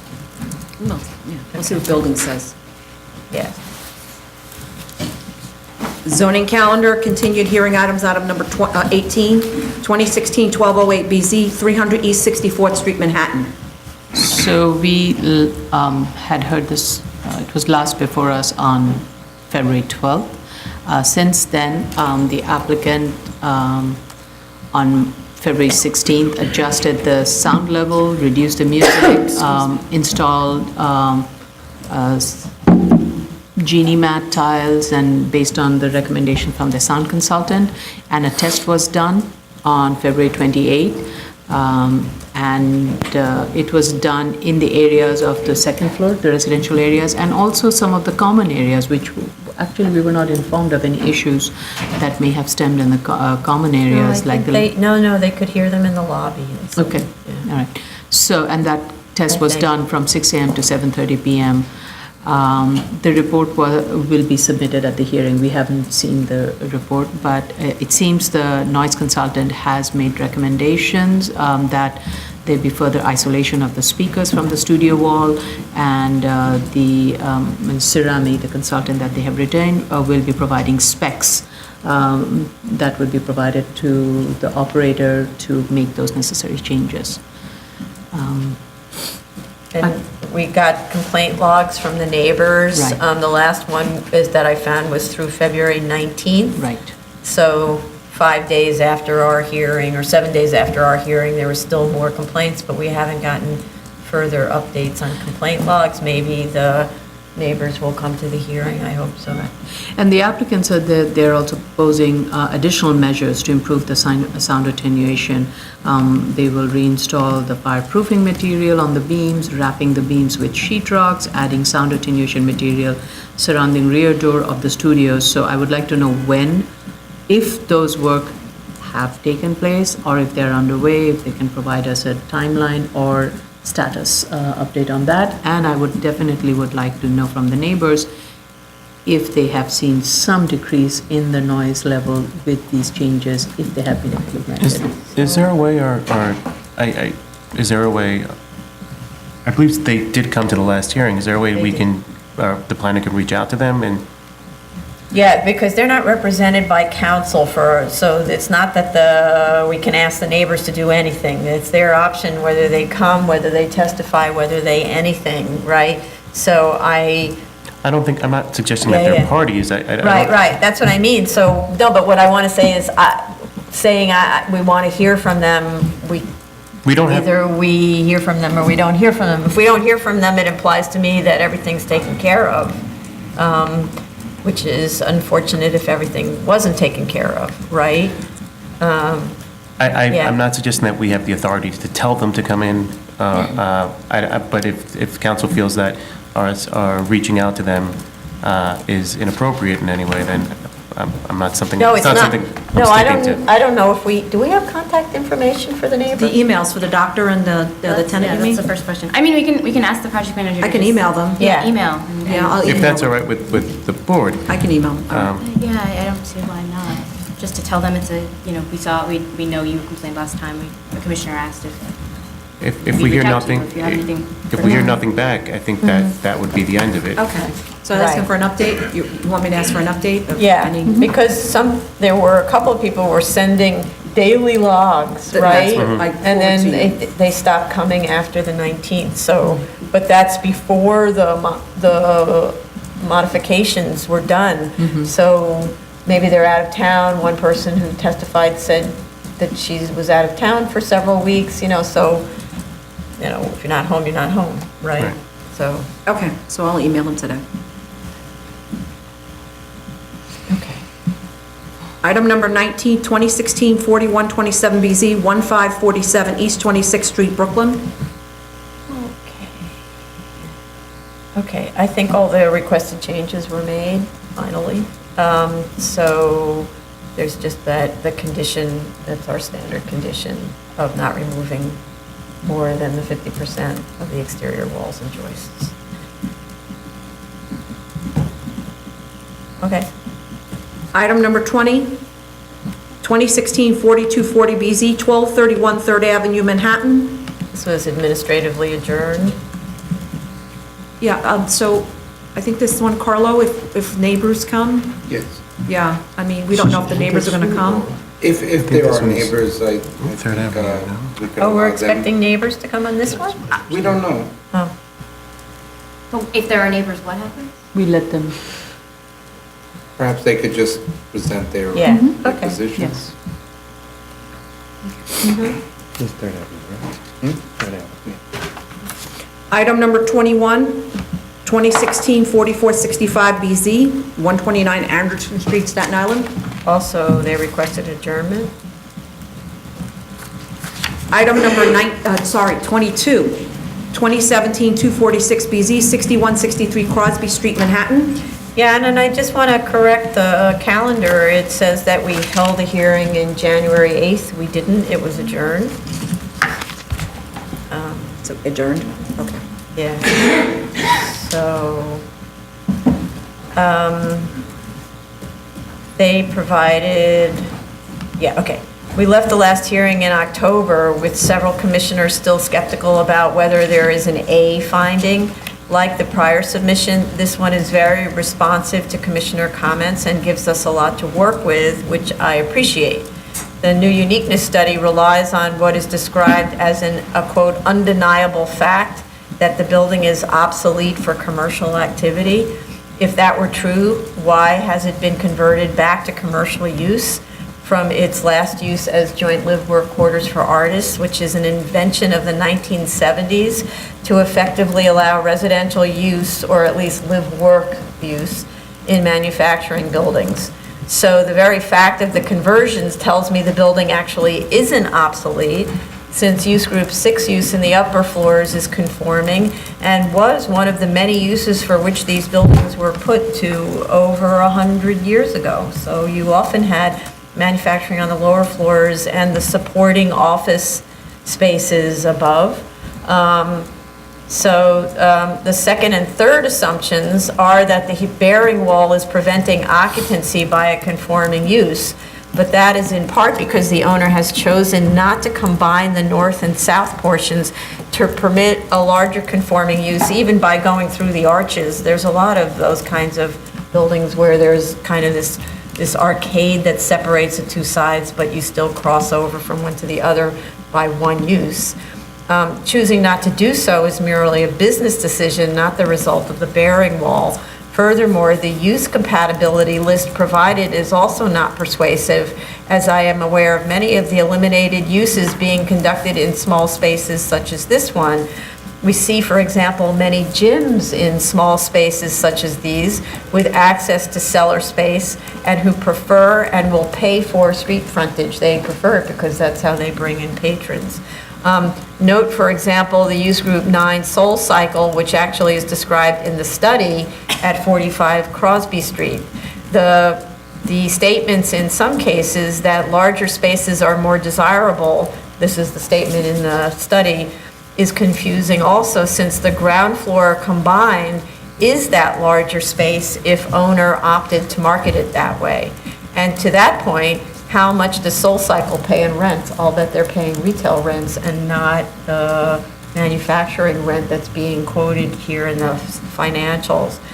I also continue to have an issue with the work having proceeded on the assumption of BSA approval and now even occupancy based on that assumption. They're renting it as a favor to a business that had to relocate, and now the business doesn't want to move out of the space, which is quite strange. When you have a lease and you're the landlord, you get to move the tenant out. I don't really understand that. As I said at the last hearing, variances are based on the idea that the project wouldn't be built absent the waiver because such an expenditure wouldn't be viable. The uniqueness study argues that we shouldn't hold the non-conforming occupancy of the northern retail space against the application, but this was a gut renovation and all options were possible until the owner decided to proceed prior to our decision. We talked about that at 2 prior hearings where they described, I asked them what was the plan B if we said no to the variance, and they said, well, we'll just take the loss. What kind of business model is going in to take a loss? I actually don't understand that. Unless there is no loss. Unless there's no loss. There you go. So this submission by the architect argues that the work on the site is very expensive due to the age of the building and its regulation by the Landmarks Commission. Those in and of themselves are not conditions that are unique to old buildings in high-end neighborhoods in historic districts in which new elevators or stair cores or storefronts are being installed to convert a building from one use to another. I don't see how the central bearing wall impacts any of that work. Apparently, the developer does not find that the subdivided floors would impede office rentals or would have left the joint live-work quarters for artists remain at those floors, because every floor above is also divided by that bearing wall. As to the cost to install beams that would allow for the elimination of the bearing wall at the first floor, the cost should not have included any finish work, since this was supposed to have been a gut renovation job not yet completed. Likewise, preparation and site supervision would have been part of the project that installed the new stairs and elevators and built the penthouse and so on. So that very high number is very inflated by having included, treating it as if it's a completed building and now they're going in and ripping all of that completed work out in order to install the beams and then finish it back to the level that it was before. And all that's to say that I'm not persuaded, first of all, that there is actually a unique physical condition, but even if I were, that the condition causes any hardship. And so I just, Commissioner Otley Brown isn't here today, but she mailed me her comments, which I'll just read, it's short. She says, I am not convinced by the latest uniqueness study. Their obsolescence of the load-bearing wall bisecting the building is only valid if you are convinced of their argument that the property is one single building. I am not convinced by this. It was originally built as two separate buildings at two different times with a party wall. How is that different from many other buildings of the time period? Because I see the issue the way I just outlined, this is a self-created hardship, seeing the building as one with a load-bearing wall down the center that splits the space in two and impedes their ability to use the space as one. Also, the non-conforming use of only one side of the ground floor may be unique if you are convinced this is one building, which it is not, but it is not a hardship. It is actually a benefit because you have the option of getting higher retail rents from one of the ground floor spaces. We went over the financials in a separate, she went over the financials in a separate email with me, which I have to find, and then I'll get back. Okay.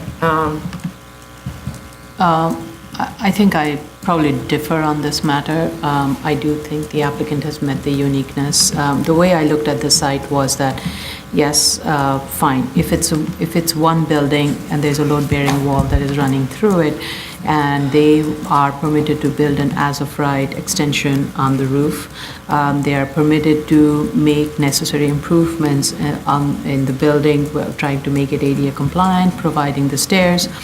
And in the process of doing that, they recognize that the existing retail space is being carved out, the portion of the space that is being used for retail and is being carved out to facilitate all the new egress needs of the building. And when one does that, that does reduce the amount of floor plate, and the fact that there is a load-bearing wall which cannot be relocated also makes it difficult to have a reasonable retail footprint for a retail operation. And based on the uniqueness study and the retail frontage study that was provided, I thought it was quite telling that most of the retail uses, they want buildings with a lot of street frontages. Any of the uses that do not, I'm pretty much along the Crosby Street, every one of these buildings have either a through lot frontage, they have frontages on both street, or they have a corner lot frontages. None of the lots that are 25 foot wide or so are really being, except for the Soul Cycle, they're not being used for retail. They're primarily used as residential entrances or part of a residential use. So and also the use group study that was provided, I thought they were looking at some of the uses that could potentially use those ground floor, but there are many operations that they have listed which would prefer not to be on the ground floor, would actually prefer to be either in the basement or in the office spaces, just because they do not need or want a display window. For example, I have the trade school, studio art music, a theatrical typewriter, machine sales, rental repairs, window cleaning contractors, Venetian. None of these are uses that really want a window display area. They would prefer to be tucked away in the back of the building or on the second floor in the basement. So I thought the use analysis was helpful for me, and it was informative. And based on the retail study and the site visit, I do think they have a hardship. So I'm satisfied with them meeting the A requirement. I know I'm in the minority on this. So anybody else on the A finding? Because then I'm going to read Dara's B finding comment. Go ahead. Okay, so she says, firstly, the equation is problematic because it is including construction costs for the enlargement. Don't forget there's a penthouse enlargement here, and that shouldn't be part of the hardship analysis. yet it is a contributing factor because it inflates the development costs and is a reason why the as-of-right doesn't work. As for the return, the difference between the return on both equations is the as-of-right is a 4.5% return, whereas the proposed is a 6% return.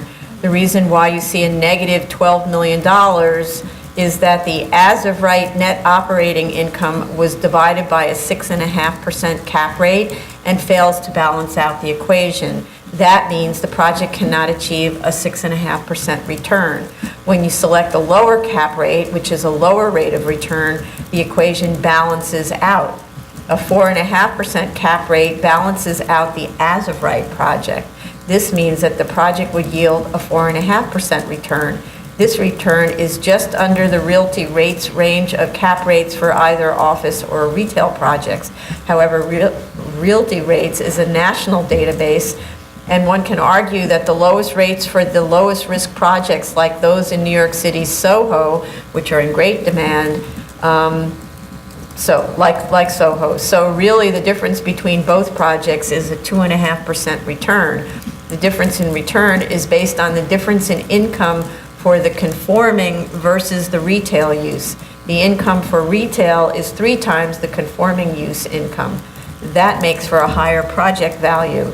The key is in the development costs for the project. While they are high because of the hardship of renovating with the center wall and the issues it brings, in other words, there is also development costs related to the enlargement. This means you need a higher income to capitalize in order to arrive at a greater value. Increasing the amount of space devoted to office is expensive and yet only yields $65 per square foot in office income, which seems quite odd to me because that's pretty low, even lower than a conforming ground floor use income. This puts pressure on the applicant to get as much as he can from the vacant ground floor space to compensate for the lower office income and cover the construction costs for the enlargement, which is a market argument. Office income is not high enough to justify the enlargement. So if they took out the enlargement, we'd have a different kind of a project. And I also wanted to point out that it used to be that joint live work for artists, quarters for artists, which is viewed in that market as the equivalent of a residential unit, is an extremely high value. So the idea of giving up that use in favor of office use seems to me to be kind of an odd decision on the part of the property owner to shift down to a lower income producer. Their argument being that you're supposed to have a certificate and so on with consumer affairs, but the market doesn't show that that's actually how it's working. So others, now we can move to any of the other comments. Yeah, regarding the as-of-right, my conclusion on this case is the as-of-right is not feasible because the as-of-right is not wanted to be feasible. I've seen tons of cost dumped into the as-of-right proposal cost estimate without reason. If for example, the total for the site logistics are about $500,000. We got about $400,000 for shoring and bracing. We got $500,000 for demolition and excavation. So these are like slightly above $1 million. Concrete, I got more than $500,000 for just like renovating the cellar floor. So I believe these costs are extremely exaggerated. I did ask for explanations during the past 2 hearings, but I didn't get that. So I believe the as-of-right was steered in such a way to make it look like it's not feasible. If the cap rate 4.5% is working, I believe 6.5% should be okay. if the construction cost is fair and adjusted. The second thing, I did look at the cost estimate like too much, because it was sufficient to me to look at 2 or 3 items to decide that what we asked for last hearing was simply ignored.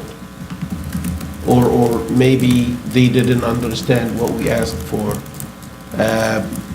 No details on the quantities, just they are citing the drawing numbers without any explanations of how the quantities were reached. I'll just give one example here. On page, if you have the construction cost in front of you, on page 88 of the PDF,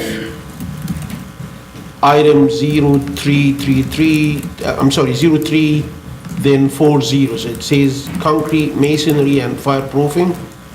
If you go down to the third line in the table, F/I footings, I see 10 footings.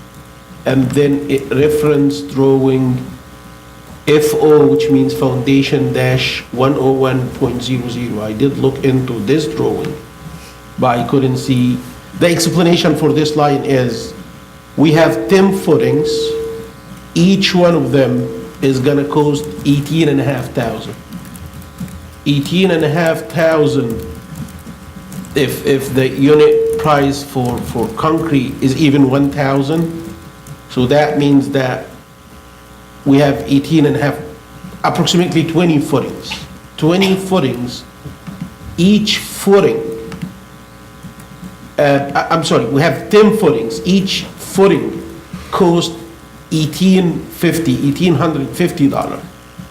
So, number one, in the drawings, FO 101.00, it doesn't indicate any 10 footings. I saw like a couple of footings. Nothing more. Maybe I'm missing something. If they can show me 10 footings on that drawing, and they provide me with the details of the quantities, I would be more than happy to look into the construction cost estimate. But folks, we asked for something, you didn't provide it, and I don't know why. It doesn't help you out.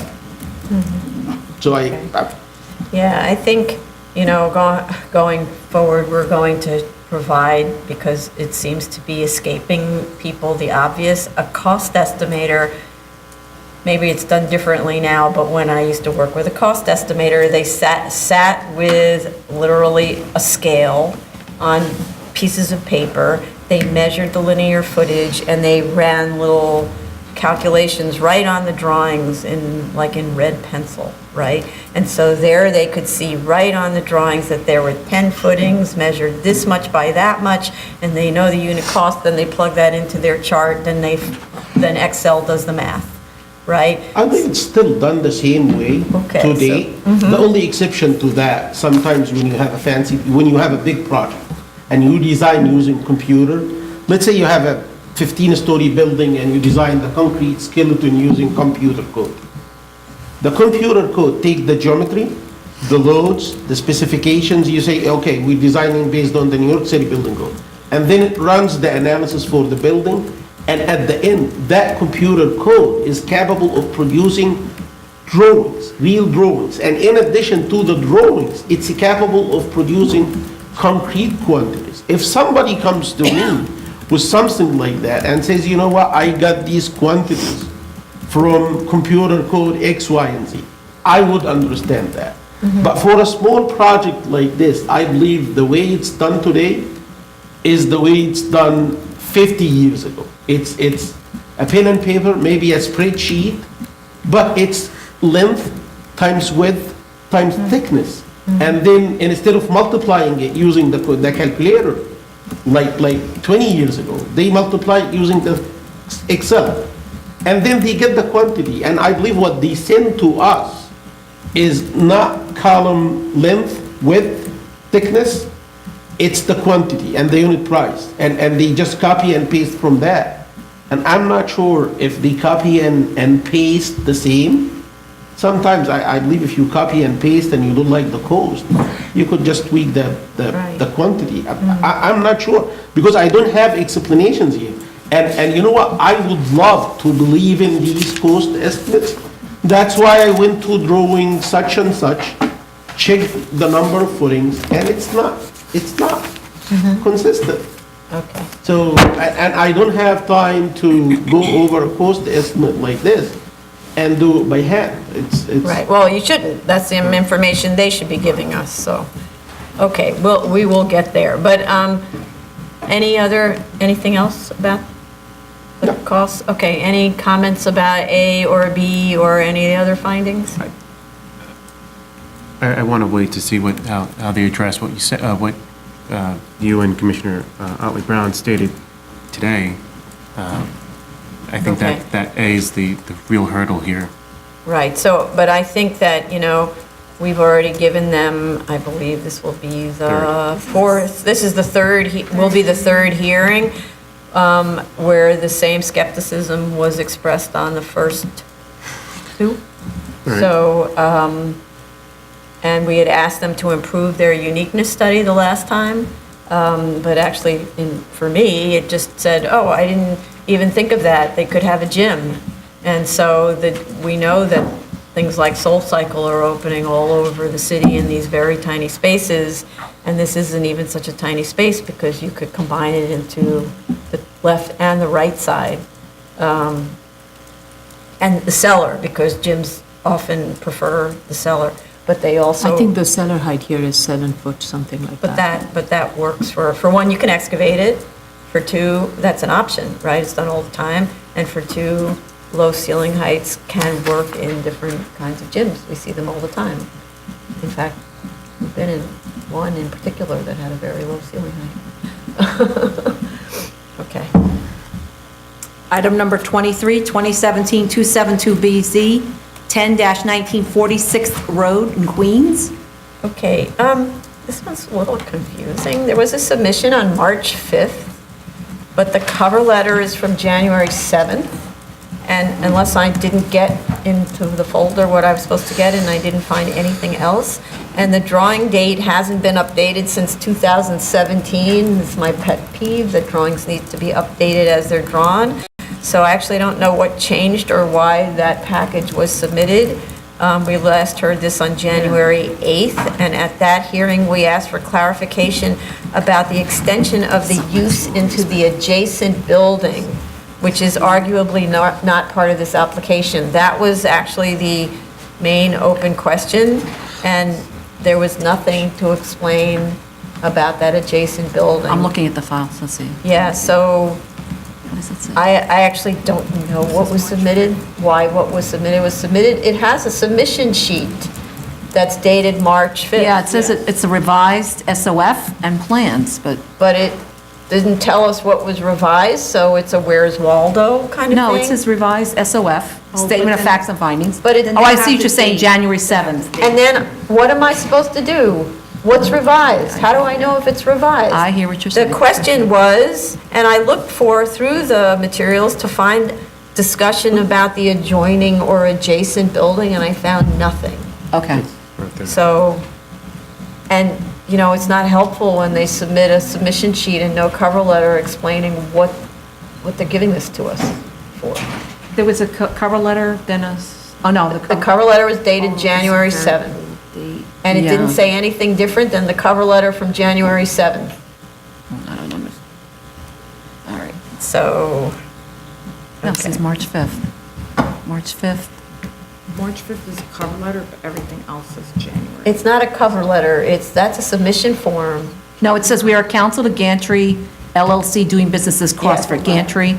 This letter in the enclosed attachment serves as a response to your email dated January 7th. Please find the attached revised SOF, I call SOF, sorry, Statement of Facts and Findings and Plans. And this is dated March 5th. This Right. is to Roy. But there's- then it's attached to it is a Then January 3/5 is the 7th cover- letter. right, submission, And drawings right. from 2017. I see what you're saying. What changed? I have no idea. Right, nothing's bubbled, nothing's, okay. Nothing's explained. I Okay. mean, that's I just see what you're saying. okay. All right. I think the only in the plan was that they did submit the plan indicating the location of the various activities, because that was at the last hearing, we were not sure what kind of activities were going to occur and where, so they indicated in the plan the locations, but the okay. document is, the cover letter wasn't clear to help us understand Yeah. what was submitted, so. And I still don't understand, how do you have a PCE in somebody else's building that's not the subject of this application? Or is it is the building owned by the same owner? I actually have no idea, but the drawings themselves say, existing adjoining building, and it has 3 shower rooms. That's fairly critical to the success of a PCE. So, I just want to be clear that in the plans, it didn't show any equipment, and it just shows the areas where the exercise equipment is happening. right, your drawings show the names of the rooms. Exercise rooms, right. There's blue highlighting, maybe it's just minimal, it's a little tchotchke, a little nonsense, I think that's what it is. It's not substantive vision. We shouldn't have to do this, we're not No, the Sherlock Holmes Department. Yeah. I think this is a zoning lot Appeals. with 3 buildings, 3 individual buildings, and they are occupying one of the 3 buildings with a little bit of the shared space from the adjacent. That just needs to be clarified. Yeah, it would be great if they break it down and let us know what they're submitting and how it works out. I share the frustration. Yeah, I mean, Yeah, so the way it's done, okay. okay. Sorry, item number 24, 2017-288BZ, 17-10 Whitestone Expressway, Queens. They requested an adjournment of 6 weeks. Item number 25, 2017-298BZ, 14 White Street, Manhattan.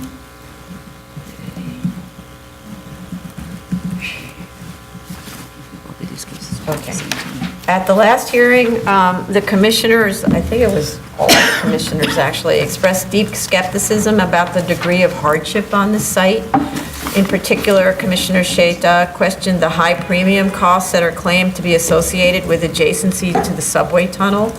We directed the applicant to eliminate the floor area waiver so that the requested waivers would be limited to height and setback. The lesser variance version was not provided at all, and not until late Wednesday of last week were we provided with a written argument against even a 2.25 FAR reduction. Commissioner Sheta, who I will give this to next, has reviewed the recent submission, and I defer to him on it. I want to add that this will be the last hearing on this case, and that Commissioner Sheta is the board's engineering expert, so there is no further need to have a back and forth with the applicant's engineers in order for the board to come to its decision. I just want to see if there are other comments on the A finding from Commissioner Otley Brown. Just 1 second.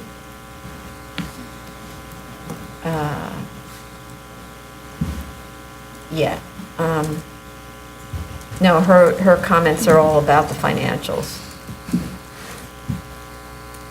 So, does anybody want to talk about the A finding? That's the first question. Okay, so then. Yes, I will address that.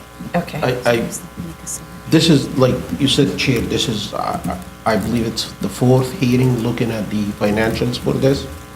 And from day one, I was skeptical about the degree of hardship, if any, that is imposed by the TA tunnel. It might be some because of the shape of the lot. It's near rectangular shape, but according to No, the... triangular. I'm sorry, triangular, yes, sorry. But I believe based on the architectural drawing submitted, I don't think the shape of the site is imposing any significant hardship. So let's go over the tunnel things. From the beginning, the applicant disputed about the cost imposed by the foundation construction, the excavation support, the vibration isolation, the dewatering, all these costs are imposed due to adjacency to the TA tunnel. And we started with, and I give an example for the SOE, the excavation support thing. We started with the excavation support, and my argument was, I feel like the excavation support, based on my experience with the TA tunnel, should be less, the cost should be less than without the TA tunnel. So my guess is the TA actually is giving the applicant some relief, not hardship, on the excavation support. After some research and back and forth, that was proving right. They submitted to us SOE design that indicated that the cost for the excavation support with the TA is less than actually without the TA. So this is something positive. When you say TA, you mean tunnel each time? Yes, the Yeah, yeah. TA structure. When I say TA, Yeah, I but he mean the means a Transport tunnel, right. Authority tunnel, which is very close to that site, the subject site. So that was one item. The second item actually that was discussed with the vibration isolation, and my point from day one was, I don't believe the vibration isolation is needed. They said we've done it. This submission, they gave us a letter from Getzner, which I believe is a vibration isolation contractor, who said that they did probably about 14 tunnels, 14 sites. They did the vibration isolation for about 14, maybe more if I recall, sites. Some of these sites, the building is constructed on top of the tunnel, which I totally agree that the vibration isolation is needed, because when this building vibrates because of an earthquake or something, the first thing that the TA would ask is, please protect our structure by providing vibration isolation. So the vibration isolation in this occasion is to protect the TA, not to protect the subject building. In this submission, it was a mix-up in the list of the buildings that used vibration isolation. Some of them was to protect the TA, where the building is built on top of the TA. The others where the buildings were adjacent to the TA structure. Not a mix-up, a mixture of Yeah, different yes, types. yes. Okay, yeah, okay. Yeah. So, again, I'm still at the position that the vibration isolation is not needed for the subject site. If you want to prove it is, the structural engineer should provide me with, it could be included as a partial hardship in the equation at the end. But if you believe it is, and you got the chance to do this for the past 3 hearings, you should have submitted to us evidences that the vibrations resulting from a train, which is about 30 feet below grade, is gonna be more severe than a design earthquake for New York City, which I doubt it's gonna be an easy job to do if it's not the mission impossible. So for me, the vibration isolation thing should be out of the equation. So I have a question. Did the submission address the specifics of this site and talk about the distance, talk about the effect of this building, the actual proposed building on the tunnel or the I'll tunnel? come to that when I talk about Muser-Rutledge submission. But as to I- vibration, I mean? No. It didn't? It No, didn't talk the about the reason- distance? Okay. The reason mentioned in the Getzner letter and Sirami's letter that they need vibration isolation, for me, I got puzzled with these 2 letters since the last hearing or maybe the hearing before. Sometimes I understand, like they are talking about sound isolation, and sometimes I get the feeling that they are talking about vibration isolation. And I'm not sure which one they are talking about, but I assume that they are talking about the vibration isolations. That's why they want to put like material underneath the entire building on the walls. And by the way, the argument in this hearing was I questioned the need based on the fact that the building will be supported on piles. And I said, this building will be supported on piles. It's not on the grade. And their feedback was, oh, you know what, when you put the piles in, the area that's in contact with the soil material will increase, the surface area will increase, and then the chance of transmitting the vibrations from the train to the structure would increase. The top 15 feet of this pile, of the proposed pile, is cased. So that means that there is no friction whatsoever going to be transmitted from the surrounding soil to the pile, practically. And for the bottom of the building, which is the bottom of the structural slab at the cellar floor, this is a structural slab that's not transmitting any loads to the subgrade underneath. All the loads by the structural slab will shed to the piles. And you know what? Probably 6 months after the construction, or maybe a year, because this site contains soft, silty, and clay material, this material will settle. And this is like very common when we build a structural slab and go there in like a year and make a hole in the slab, you see a gap between the structural slab and the soil underneath. So it's going to be a gap. It's not going to be any load transmission from the structural slab to the soil or from the soil to the structural slab. The soil is not going to jump up and hit the structural slab causing vibration. It's not going to happen. So this is it for the vibration thing. Regarding the pile, I started talking about the foundation for this project at the very beginning, questioning what they submitted. And they indicated at the beginning that they need spread footings to build the as-of-right building. And I said, I don't think it's gonna be spread footing. At least you need a mat foundation. And that was the basis for the evaluation. And they started the proposed building claiming that they need caissons.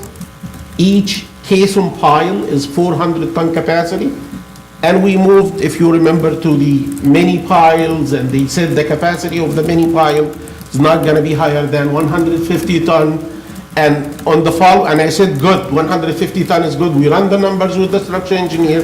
We came up with 19 piles. I said, you got 30 piles, go ahead and do it. They came back the following hearing and they said, oh, it's not 150 ton. We actually overestimated the pile capacity. It's just 90. And I was like very tough on this. Why it's 90? And the reason mentioned, and that was mentioned by the applicant and his engineer. The response was the TA would not allow us to use bond or skim friction for the existing soil higher than 30 PSI.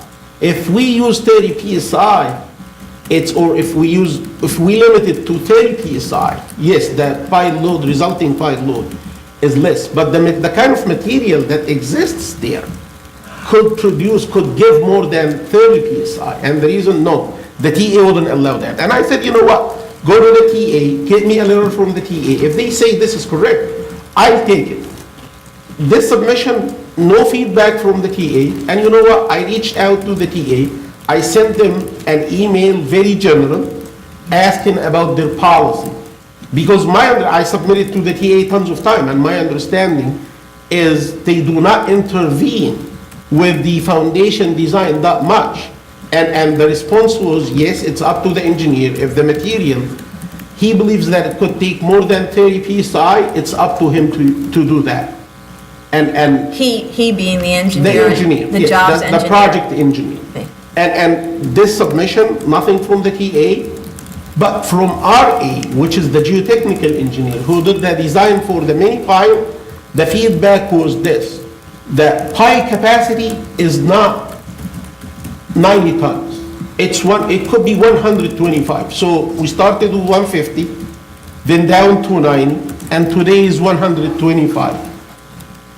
I would say I could have sworn this, but the applicant took that report by his own engineer and he gave it to somebody else to peer review. And the peer reviewer said, no, it can't be 125. It's just 90 if you want to go with micropiles. And in addition to this, if you need more than 90, you need to drill caissons socketed into rock, back to square one. This is number one conclusion. Number two conclusion is, the piles have demand in uplift. Uplift is when you pull the pile out of the ground. And this could happen because of earthquake when the building is shaking, or because of uplift, because of hydrostatic pressure. And they said in their report that the uplift demand, these piles are required to hold an uplift of 200 plus kips, 280 if I recall the number. This is huge number, and I don't know where from this number is coming. The structural engineer maybe miscommunicated the number to the geotechnical, I don't know, but if, as a geotechnical engineer, if somebody asked me to design a pile that sustain 280 kips in uplift based on the hydrostatic pressure for this project, the cellar slab is just like 2 feet, less than 2 feet below the design groundwater. So it's not subject to 10 meter of hydrostatic pressure that push this up. It's just 2 feet. And I believe the self-weight of the slab itself could like eliminate the uplift practically. So I'm not sure where from the claim is 280 is needed. I don't know. But in addition to these two conclusions or these 2 points, there was 2 other interesting points that actually twisted my conclusion on this case. Number one, which support my idea about the vibration isolation thing, they said that the pile lateral demand, which is how much the pile need to withstand laterally, is about 5 kips, I guess. And they said if it's limited to that demand, it's not gonna impact the TA tunnel. Beautiful. I reached this conclusion from hearing one. And since it is affirmed now by the applicant, then there is no need to vibration isolate based on that the TA tunnel could be impacted by the building. It's not gonna happen based on the peer review report. In addition to this, the need for vibration isolation, because the TA could impact the tunnel, it is questioned by the fact that I don't think the vibrations coming from the frame will be more severe than a design earthquake for New York City. So for the vibration isolation thing, in my opinion, it's done deal. The other conclusion actually was the soil parameters, the deformation, what we call it deformation parameters. Deformation parameters are kind of soil properties. If you put some sort of load on a material, this material tends to deform. If you have rubber and you put load on it, it's gonna deform much. If you have steel, it's gonna be much less.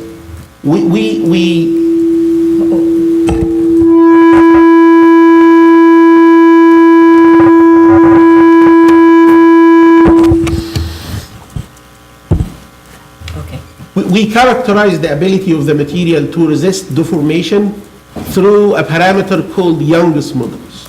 This modulus defines the ratio between the stresses, which practically the loads, and the strains, which are the deformations. And I didn't see these parameters in the initial geotechnical report, but I saw them on Moser-Rutledge peer review report given on one of the pages, on a table. And all what I did is I took these parameters given for the different soil layers, and I said, let me check the azophrite building. If I put the azophrite building on the existing subsurface, which is the TA has nothing to do with it. The TA would not like alter or change the clay and the silt. And by the way, the clay and silty material, on one of the borings, it's classified as class 6 New York City Building Code material, which is by the code need to be removed entirely because it's not suitable for bearing. If you don't have the TA in place, you want to put this building on a mat foundation, my conclusion was you cannot because of 2 things. Number one, the deformation, the settlement of the mat foundation would be excessive based on the standards, the industry standards. it's gonna be on the order of 3 inches for the building. This is number one. And number two, you need to dig out all the class 6 material entirely, which reaches a depth of about 20 feet.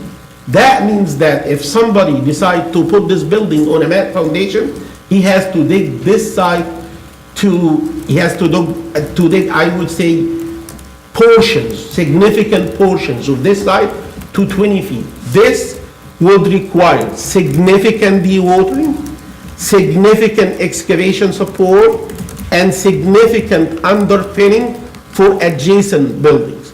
So my conclusion is, this building needs pile support either way, whether you have the TA in place or you don't have the TA in place, which leads to the following conclusion, which is every single foundation element contributing to the hardship, it shouldn't be there.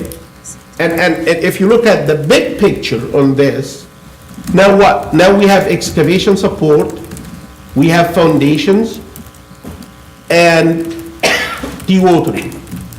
What is the contribution of the foundation construction to the claimed hardship?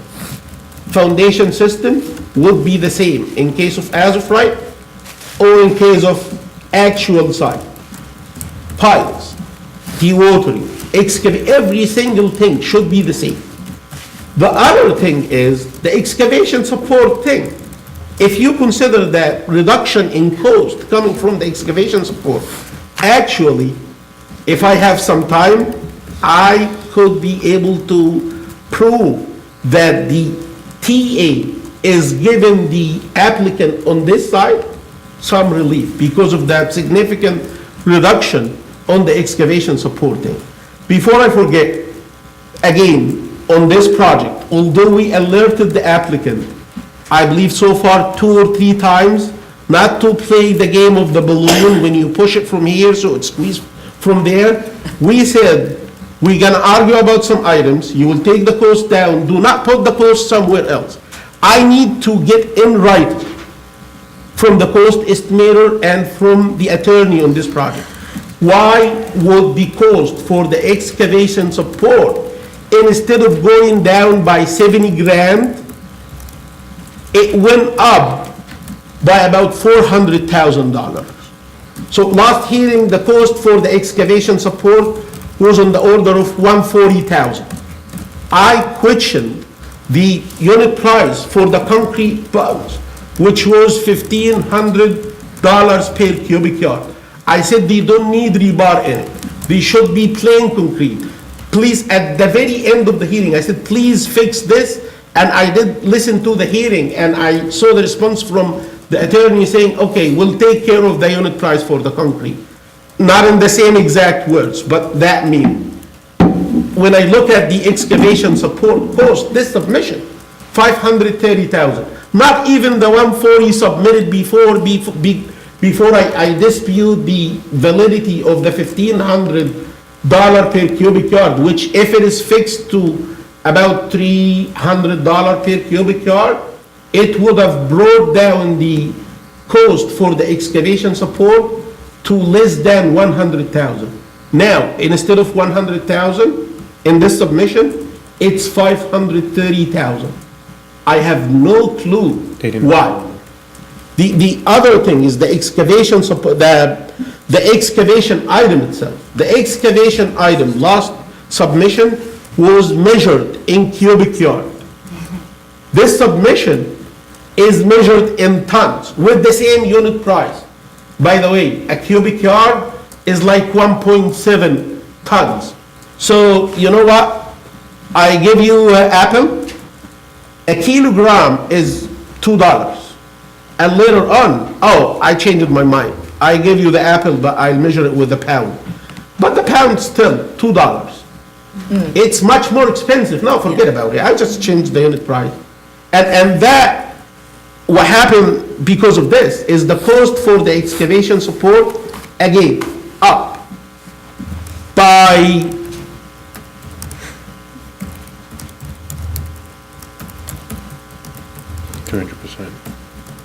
probably about 150%. Right. Yeah. Okay. But this is for the excavation. Selman submitted to us regarding the systems, the different systems. I believe that this submission, whether they need 8-inch thick concrete slab or it should be 18-inch thick concrete slab, they did a good job. They didn't do exactly what we asked for, but I'm buying their argument, except the need to install the piles from up top, from the grade, from the ground surface.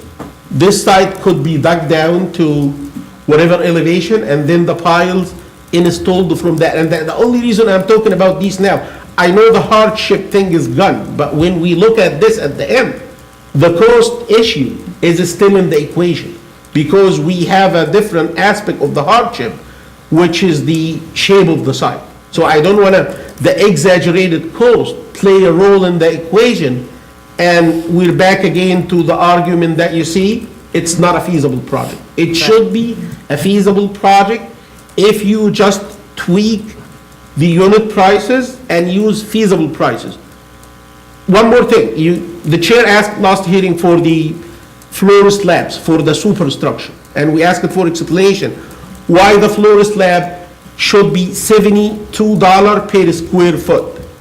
And a letter came from McLaughlin saying that we evaluated this based on 8-inch concrete slab. This is a flat plate system. Flat plate means that you don't have any beams, or if you have a little piece of beam. But in this case, even we don't have any beams in the equation, that the roof is totally flat. And their explanation was, okay, we considered 8-inch thick concrete slab. But in addition to this, we plugged in the equation 49% of that 8-inch slab, which is about probably, I believe they talked about 6 inches. And these 6 inches accounted for what? For the beams and the columns. But there are no beams. Okay, but number one, there are no beams. Number two, if you want to account for the column, it's as simple as this. Overestimate it. Assume that you have an 18-inch by 18-inch column every 15 feet each way. 18 by 18, 1.5 foot by 1.5 foot, this is 2.25 feet. Times 10 feet height, this is 20 cubic feet, 25 cubic feet. Divided by 27, this is 1 cubic yard. 1 cubic yard divided by 15 by 15, it gives you the extra inches that you need to add to the 8-inch in order to get to the new thickness that you need to evaluate the price based on. And you know what? It's 1 inch. It's not 6 inches. So I'm asking you why this jacket is so expensive? Oh, because I assumed it's made of gold, but it's not. But we Okay. did this this is, you've said this before, much of this. Yes. Those kinds of things, yeah. They haven't provided us with explanations regarding the price for the square footage until this submission. We didn't get this before. So I sort of want to cut to the chase here. So it's a very detailed explanation, and of course, the engineer may have a comment about the new submission, but I don't want to hear anything about old arguments, you know, about the Muser-Rutledge peer review and your analysis of it. Their engineer may have a comment about it, but that's new information and new conclusions that you reach based on that new information, but I don't want them to discuss old information, because we've been there before. Can I take right? that a step further? Right. I'm sorry. If they want to argue about this, I need the loads from the structure, the total loads from the structure engineer, and I need the structure engineer to be here who testified before, because I and him, when we evaluated the number of piles, we agreed on certain numbers for the building load. And that's what I exactly did. I took the same loads, put them on a mat foundation, obtained the settlement. And you know what? Mr. Rutledge indicated that they did some pile load testing at some other sites, which they used their analysis for these piles to come up with a conclusion that the skin friction should be limited to 25 psi, not even 30. So instead of the TA, it's another site now. That was done by Muse Rutledge. In the area. In the area, and my question is, they said southwest. My understanding, southwest, you don't have a TA. So you're using pile there. How big is that building? If this is a similar building to ours, what was the subsurface conditions look like there? If they are similar, this is another evidence that your site would need piles no matter what, you have a TA or not. Right. Okay, so that goes to the question of, is the soil condition that you're describing that has settlement and is indicating that you need piles, is the soil condition unique here? And, No, it's very common for this kind of, Okay. like Lower Manhattan, west side, it's very common. We usually get this soft, silty, clay material, and sometimes even I believe they were lucky because the sandy material was not that much liquefiable, so. okay, so in terms of cutting to the chase, which is what we directed them to do the last hearing and they chose not to, it seems as if there isn't the level of hardship, which we talked about for 2 hearings already, to justify the floor area increase. We may have even talked about it for 3 hearings. So we're back to, if they want there's probably an argument that the shape of the site entitles them to the setbacks that they require, but not to the floor area. And if that's of interest to them, then they need to modify the drawings to eliminate that, the floor area waiver. They haven't justified it based on soils. And I just want to make a comment also, which is something that's kind of confusing for future discussion, but I noted, because I can't do the math on concrete, I certainly can on interiors, interior renovations. There are refrigerators in this project that are $7,000 a piece. So I know what those refrigerators are. And so when you talk about if that's the standard for the building where everything meets the refrigerator, then it's a peculiar kind of place to be putting us in, where we're looking at a project with extremely, even if they're not inflated, let's say that's the actual price of the refrigerator, and it is the price of some refrigerators, then that's not an inflated price, but it's a choice on the part of this developer to build a project that is essentially making your jacket out of gold thread. But is that what the standard for a variance is? Isn't the standard you can't make a reasonable return on your investment, so why do you need to build a gold jacket as opposed to a nice, wool jacket or something that is at least within the range of what the market needs to see in this neighborhood in order to be marketable? But by the way, one final thing, very quick. On the coast side, I have not received the details of the quantities I did ask for. I know that they submitted the cost estimate on our template. But you know what, I could have been more than happy if they submitted to me on any other form, but they gave me what I'm looking for. The quantity, how did they get to them?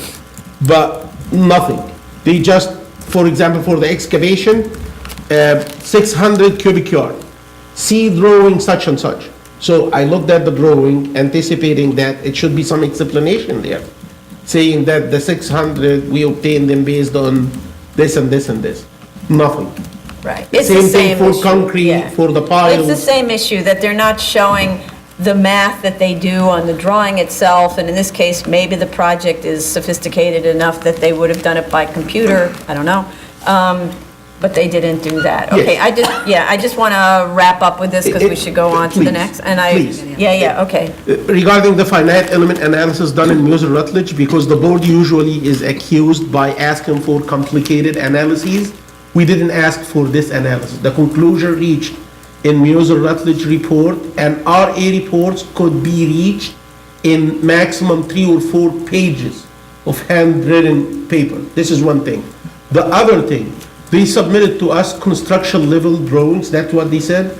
Again, we didn't ask the applicant to submit construction level drawings.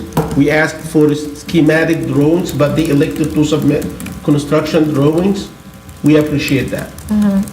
Right, we appreciate it, but it revealed information that you didn't have before. The peer review revealed information you didn't have before, and with that information, now you have I'm not more talking about the this- information in the peer review, I'm talking about the finite element analysis that is done as part of that. The okay. information. on all first- the backup, you mean? Yes, yeah, exactly, yes.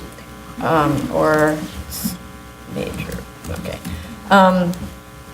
Okay, and then I just want to read Dara's, Commissioner Otley Brown's comments that she emailed to me, just one second, about the financial. Sure. She said about the outdoor space, although they clarified their system for valuing outdoor space, it is convoluted and in actuality results in the space being undervalued at a total price of only 20% of indoor space. It should be revalued at 40% of the indoor space for all of the outdoor space in its entirety. Also, one of the outdoor spaces on the 6th floor of the proposed had an incorrect value on its outdoor space, even using their method. As to soft cost, the mortgage interest rate is too high at 6.5%. We are seeing 5.5%, so they need to correct. The development period explanation was okay. A regimen for the extra FAR is based on their own high sales price for site value versus the low price of the neighboring building's site value in relationship to the report's site value. This is the very reason why we use appraisals and not actual information to guard against actual information, as in what you actually paid for the site. This is to guard against speculative values or individual subjective circumstances that aren't a real indicator of the market. That's the extent of her comments on this. Okay, all right, thank you. Any last comments? That's it, okay. Item number 26, 2018-33BZ, 3141 97th Street, Queens.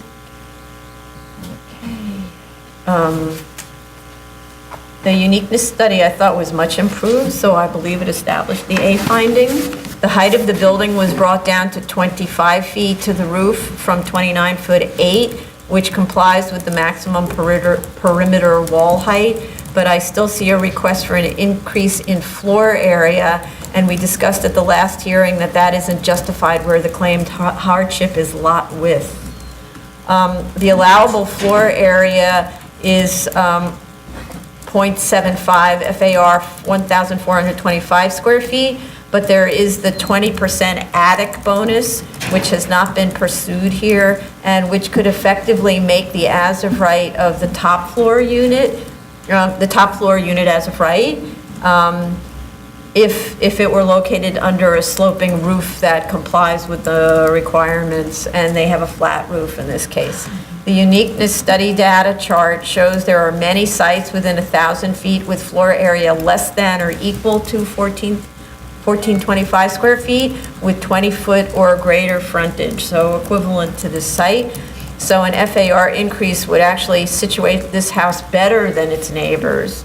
2 of those houses were actually built in the year 2000 when market and standard of living conditions were essentially the same as they are today. So the argument that it's not a livable house isn't really true. And there's no requirement that you divide this into 2 apartments. If you think a 1,400 square foot home is the standard in the area, but it isn't, because in this area, it's lots of small houses with 2 or 3 families. The requested waivers otherwise are minimum lot size and side yards. In addition to this, there's a density factor requirement of 870 in R41 districts, which actually in this case depends on the attic bonus to work. So you need 2 dwelling units. You would need 1,522 square feet as of right, and 1 dwelling unit requires a minimum of 925 square feet. So in order for them to have not have us have to waive the density requirements, they would need to rely on that attic bonus. I actually think that there are, besides this, several other non-compliances that are not addressed in the floor plans or the zoning calculations. So and the zoning analysis was very sketchy. So a full zoning analysis needs to be provided. I can give some direction. For example, when you do a zoning analysis, you have to put in the zoning district and search the entire zoning resolution for every time your zoning district shows up. Otherwise, you miss things. So, for example, with a parking garage now provided at the basement level, the front yard dimension has to be 18 feet, that's section 2345, and there's a planting requirement of 20% that we need to see complied with, that's section 23451, and they're not showing any planting at the front. Plus, there's a further front yard requirement based on adjacent front yard depths that need to be verified, because I don't have any information on how far back those adjacent houses are, but they're further back. Yeah, because this neighborhood has a lot of big front yards. Also, in R41, stair bulkheads are not permitted obstructions, so the drawings need to be clear that the bulkhead falls behind the zoning envelope. And section 23631 is very strict in the R41, and there is even a second story, what's called a lineup provision, 23631G, that must be verified and, if applicable, complied with. So it means that if the second floor, if this neighborhood is setting back all the time, and we see that as a very typical design type, then this building also has to set back at the second floor to line up with the neighbors, and that wasn't done. So actually, the drawings just aren't ripe, kind of, and what would the reason be for waiving any of those perfectly reasonable things, right? So, yeah. Any other comments on this? Okay. Item number 27, 2018-106BZ, 124 Hastings Street, Brooklyn. They provided a DOB sign-off on flood zone compliance. That was their list of objections where the examiner initialed and indicated the date it was satisfied.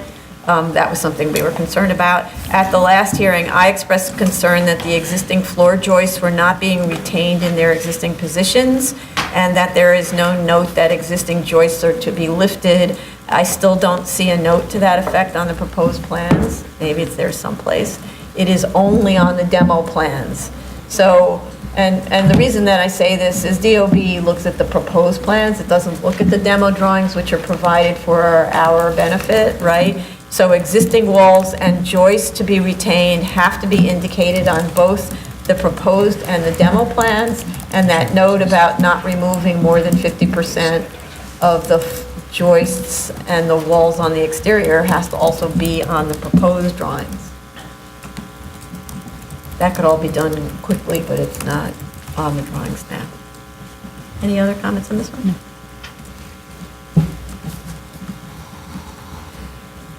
Okay.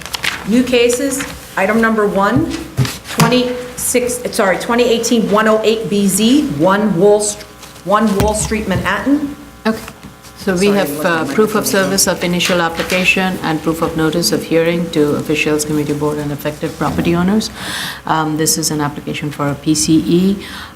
This is a building that is being converted from a commercial to a residential, and the proposed PCE is to be located in the basement and all in the subcellars and cellar areas.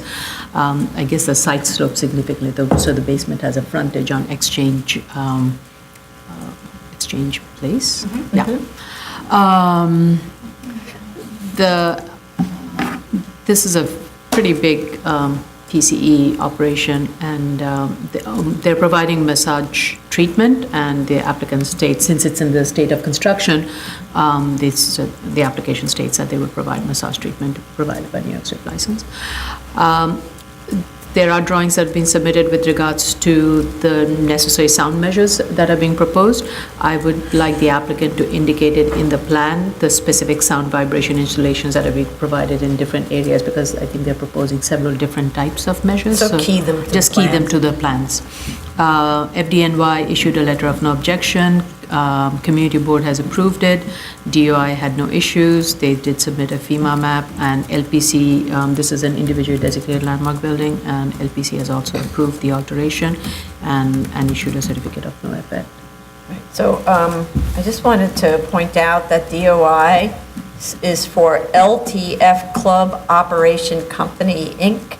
/Lifetime, and then lists the principals, so, which is different than what we have on our calendar name. We just say Lifetime. That's because they came in as Lifetime when they filed the application, but then since changed it while they were in the process, after they had filed. Okay. So the DOI forms reflect the current DBA. Okay, so the reason I'm pointing it out is that when council writes the recommendation, the resolution, it needs to indicate the right name of the corporation, which matches DOI, so just to repeat, it's LTF Club Operation Company, Inc. /Lifetime.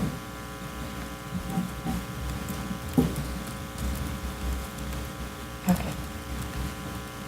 And it's not built yet, so we can't tell how it might affect the neighbors, but it's down deep in the cellars, so, and there's 3 levels of commercial above that, so, and this is one hefty building. I'd be surprised that it would reverberate all the way up.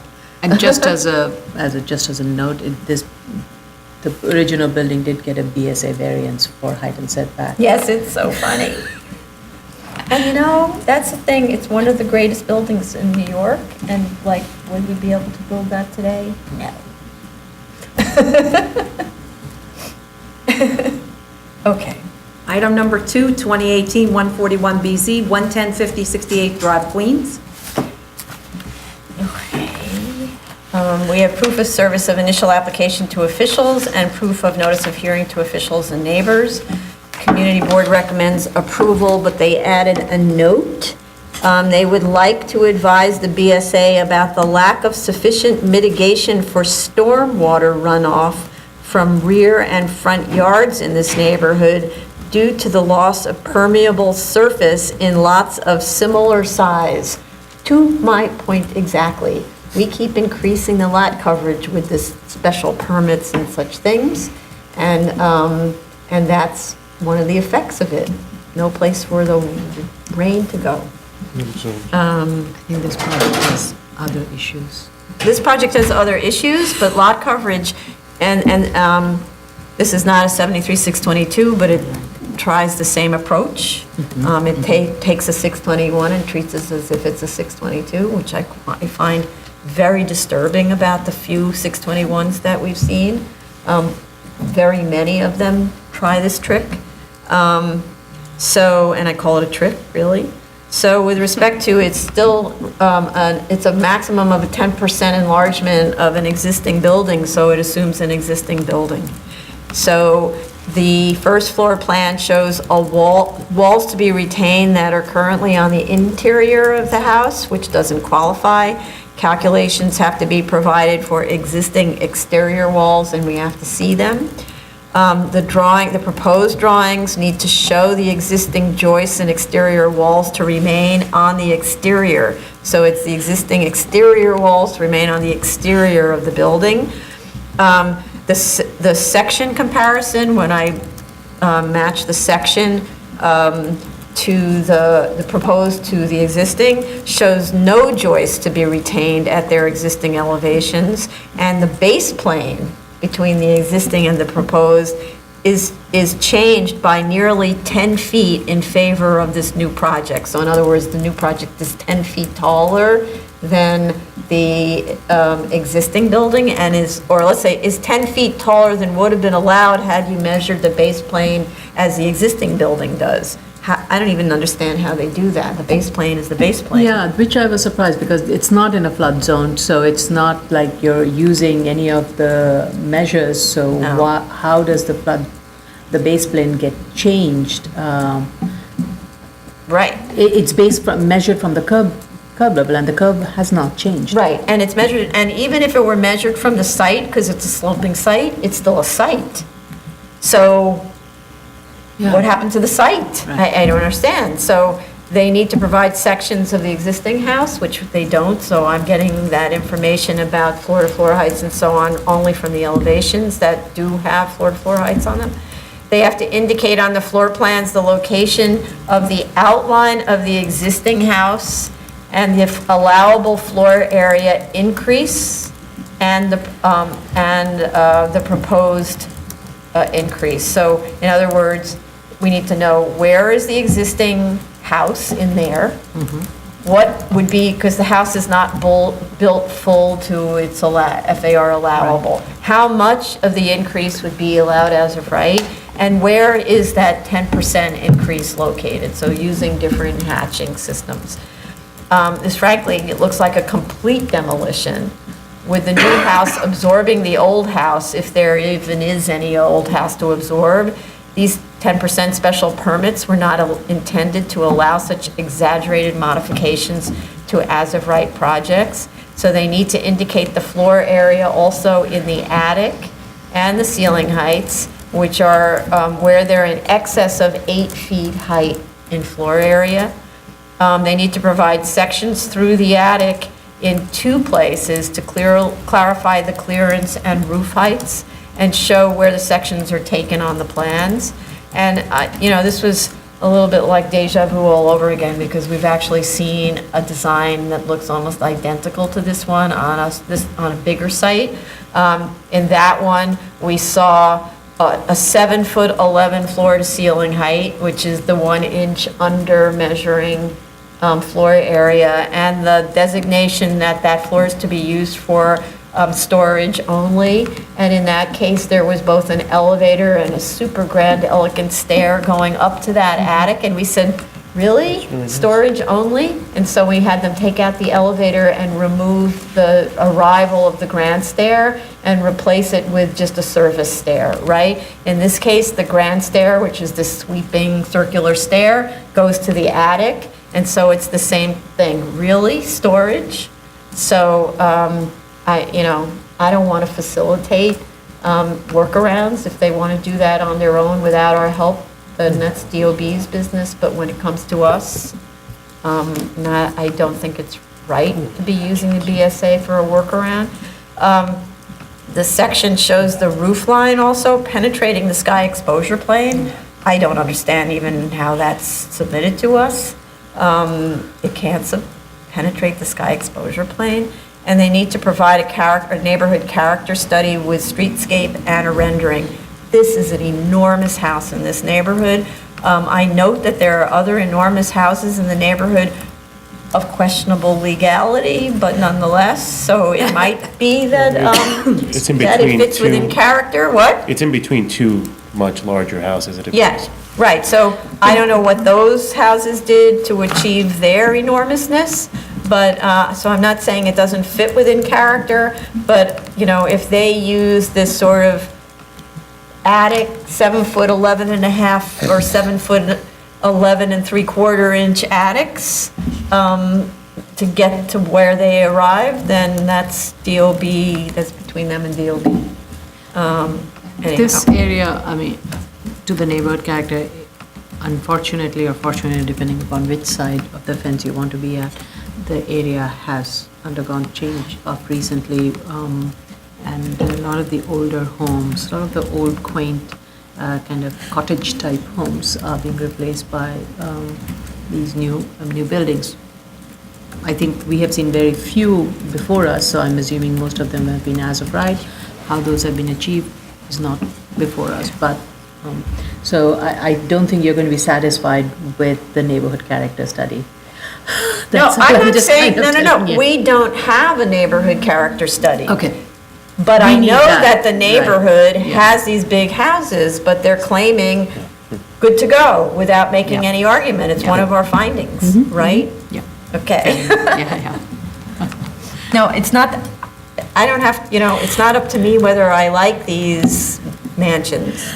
That's, if city planning decided such mansions are okay in the district, and if DOB interprets the use of the attics the way they do to create these 3-story buildings, really, Well, it's really not up to DOB, it's actually the way the zoning resolution's written to allow 7 foot 11 and 3/4 inch, or actually 7 foot 11 and 15/16 inch. Okay. Ceiling heights, okay. Item number 3, Hold on a second. I'm sorry. Yeah.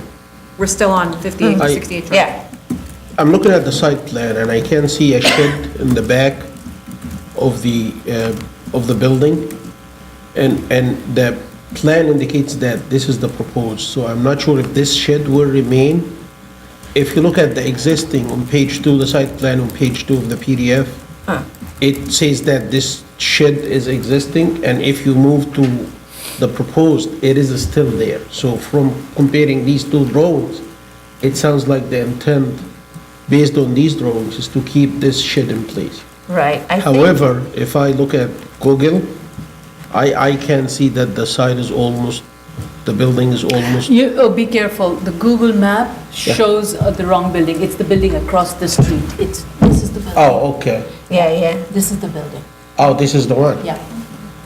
Okay. Also, this in order to qualify for the amount of as-of-right floor area, they have to provide a 2-car garage in order to get their That's why 500 I'm square raising foot this. bonus, Yeah, right?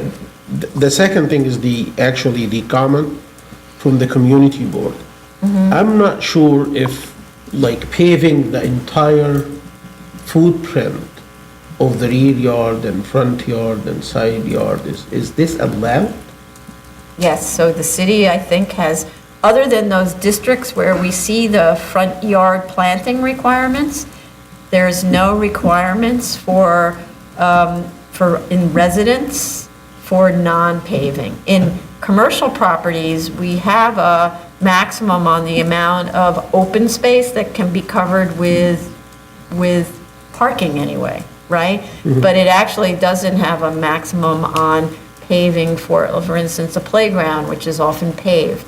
There isn't any limitation on that, and that, I have to say, is a place where city planning needs to catch up quickly on permeability, because we have a real issue with runoff, and we don't use roofs that dealing with the runoff like in so many countries where you stand on the roof and it's a garden on all the rooftops, right? And we're not addressing that, and we really need So to. there is no fast. requirement for permeable pavers, for example? No. Other No. than the amount of open space and the greening, landscaping that is required. But I don't even know, I don't know, because I didn't check whether this district has a front yard landscaping requirement. This is an R12A. I don't know without checking whether it has that. Like that R41 we looked at before has a very strict landscaping of the front yard of 20%. Many of these low Believe most of these low ones density have- do. Yeah. So this one would also, Right. and that's only on the front yard. Yeah. And it Not in the really, backyard and the side? Right, no. No. Okay. Okay. We're done? Let me know when you're ready. Okay, item number 3, 2018-156BZ, 80-97 Cypress Avenue, Queens. Okay. We have proof of notice of hearing to officials and neighbors, but I actually didn't find the proof of initial application filing. Community board recommends approval though, so it must have been filed. I'm frankly not sure where these are going. They're not ending up in the folders. So if you look at the POS folder, that's just the general. I didn't find it in the POS It is. folder, but It was maybe, there. but don't forget, I'm not necessarily looking at the folder that's available today, so, It was a long time ago. It's so been- I don't understand what's loading, what's not loading, anyway. Okay. Okay, all right, don't worry about it. So this application requests a lot of waivers of the zoning resolution under 7221. And in the interest of the minimum variance necessary, I'm wondering whether many of them should instead be considered under 73-623 special permit for income-restricted housing units. So the applicant should look at which these are, because though it can include floor area and it's pretty limited on height, It can include open space and some of the other ones, not notably not parking, because that's a separate one, I'm pretty sure not parking. And the special permit for parking doesn't apply in this case because it's not in a transit zone. There is an easement running along the demarcation line of the proposed tax lot in Lot 412. I'd like to understand what that is. What kind of an easement is that? They need to explain more about the existing building on the site and why the applicant has had to reimburse HUD for $2.7 million. This is an application under the Cornell deference doctrine that the board recently expanded to encompass low-income housing developments that meet certain very strict criteria.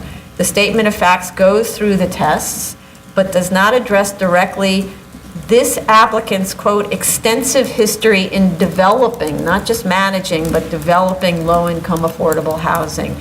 The idea of this is to avoid grants to groups that are inexperienced in the actual development and construction of buildings. The apparent HUD failure, which is what it was, gives me particular pause here. I see that the failure was as to this applicant, where they received a HUD grant and had to then return the money, and HUD released their obligations, and I read the obligations in ACRIS, it's recorded against the property, so there are no secrets. The apparent failure gives me real pause here about this applicant, because we do not want to facilitate failures.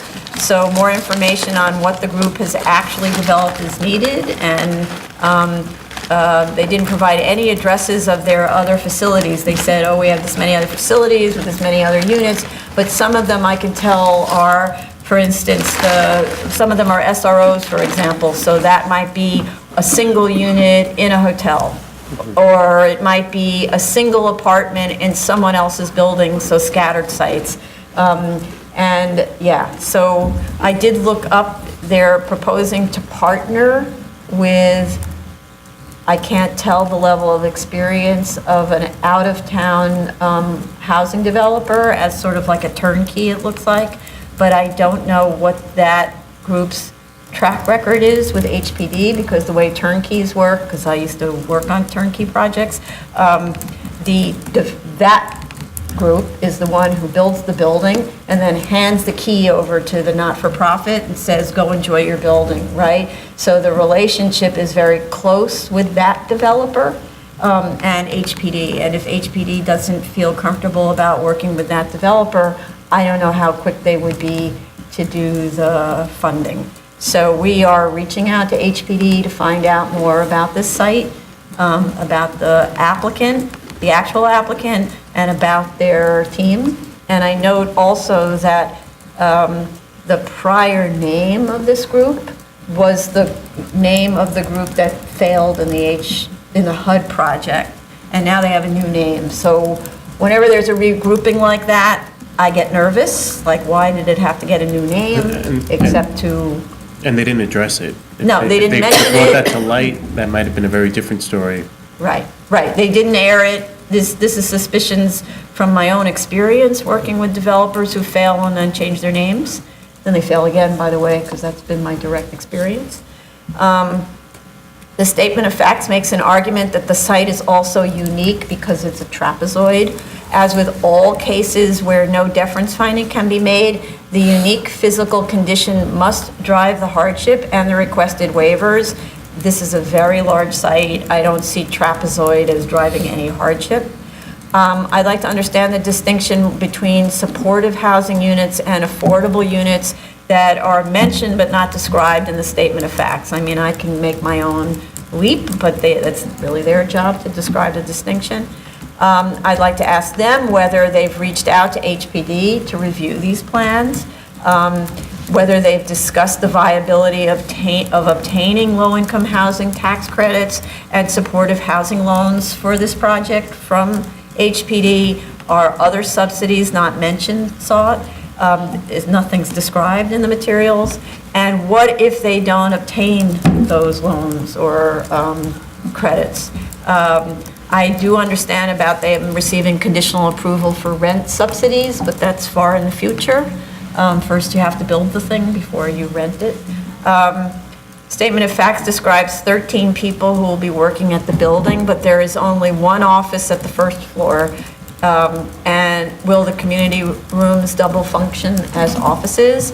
And how is security maintained in the building if these community rooms will also be open to non-residents, which it states on page 8 of the statement of facts? How many of the 13 people will be on site full-time? I see there's a live-in super, but is that person a super like we associate superintendent in most buildings, apartment buildings, or is it someone who addresses the supportive needs? With respect to the requested waivers, it's very unusual for housing to have such a deep floor plate. And in this case, you see it creating duplicate unlit circulation systems around the central core like you would find in an office building. And when I say unlit, Quality Housing tries to encourage you to have natural light in the hallways by having the hallway go to the end and then picking up light. So this keeps that into sort of a dark, or just say artificially lit corridor. So that core surrounded by basically 3 different circulation corridors makes for a very inefficient balance of usable space to core area, and appears to be the reason for the yard and open space waivers, because it's pushing the building out. And even generally maintaining this shape, you could actually slide the whole form to the west to provide for complying front yards on all sides, or slightly modify the shape so it's not so slavishly following the contours of this really quite large site. And with respect to the layout inefficiencies, does HPD have a standard analysis for it? Because I know that we've seen HPD projects, or I've worked on HPD projects, where they do this kind of analysis of inefficiencies. So they say we get, of the 100% of the property, 40% is being given up to core and circulation. That's an incredibly inefficient building. Go back and make it so it's only a 20% inefficiency, or something like that. This is quite a large inefficiency. And I'm just going to read something from the guidelines that leads me to believe that HPD might have trouble with this layout, but I don't know without an HPD review. It says, on each floor, the public circulation space should be minimal. Long corridors are strongly discouraged, except when designed to capture natural light. Location of 3 and 4 bedroom units at the ends of corridors may reduce corridor length. The interior circulation system should minimize changes in corridor direction, recesses, and offsets. This corridor requires you to walk in a triangle around to get to your apartment. So there are many changes. There are 2 to 3 changes in direction. They recommend a centralized core, which they're providing to diminish travel distances, and multiple vertical circulation cores for larger buildings. They're trying to eliminate that, which the central core is doing, but it's creating an enormous amount of circulation space. With respect to that last point, however, the last point about the moving the building, and this is something that wasn't addressed in the statement at all, 59th Street doesn't actually exist in this area, and that's not shown on actually any of the plans. It shows 59th Street as if it's a paved road. So it'd be useful to find out whether DOT has plans to open this roadbed, and also, I found out, but I was going to say to find out who owns it. New York City owns it. This is a case of a dedication of a street, actually, where the owner submits a document dedicating the street, so that makes it really clear. If DOT doesn't plan on opening it, then the analysis would be different about where the building is situated relative to its eastern and northern lot lines, and all the more reason why I think the Cypress front yard should comply, because you can slide the building up against a never-to-be-open street. And I think, by the way, that the as of right is incorrect, because one side yard is 14 foot 7 inches, and it must be either 10 feet or 18 feet, and 14.7 isn't either of those things. The shape also makes for a few oddly formed apartments, so that's always something I know HPD has problems with. They're hard to furnish, for one. The site is outside of the transit zone. One of the arguments in support of the project is that the residents, once properly housed with easy access to support services, will be better equipped to engage in society and seek employment. So I like to know, how will they get to their jobs without transit and with fewer parking spaces? So this is also a request to significantly reduce the required parking. In terms of neighborhood character, I disagree that this building is akin to a community facility. The only distinction between this building and any other residential building is the presence, and we don't know how much, of caseworkers on site. However, the program spaces within the building look like any other apartment building with a community room and an office. There's always an office manager. There's always a community room, especially in affordable housing. This one has one down in the cellar, which is a pretty common way of dealing with it, and one upstairs, extremely common. So, in more expensive units, they call those gyms. In this case, it's called a community room, right? If people with special needs are to, however the program's going. Yeah, if people with special needs are to integrate into their community, their housing should look like housing, not an institution. The expansion of the Cornell Doctrine expressly targets low-income housing, not community facilities. So I don't want this compared to a community facility, because that's not what this is. That said, the FAR permitted in the area for community facility use is 2, which is closer to, but not nearly as much as, the requested 2.4 FAR. So if you're going to say that the area can handle a bigger FAR because city planning has determined that, you can say that, but you can't say this is a community facility building.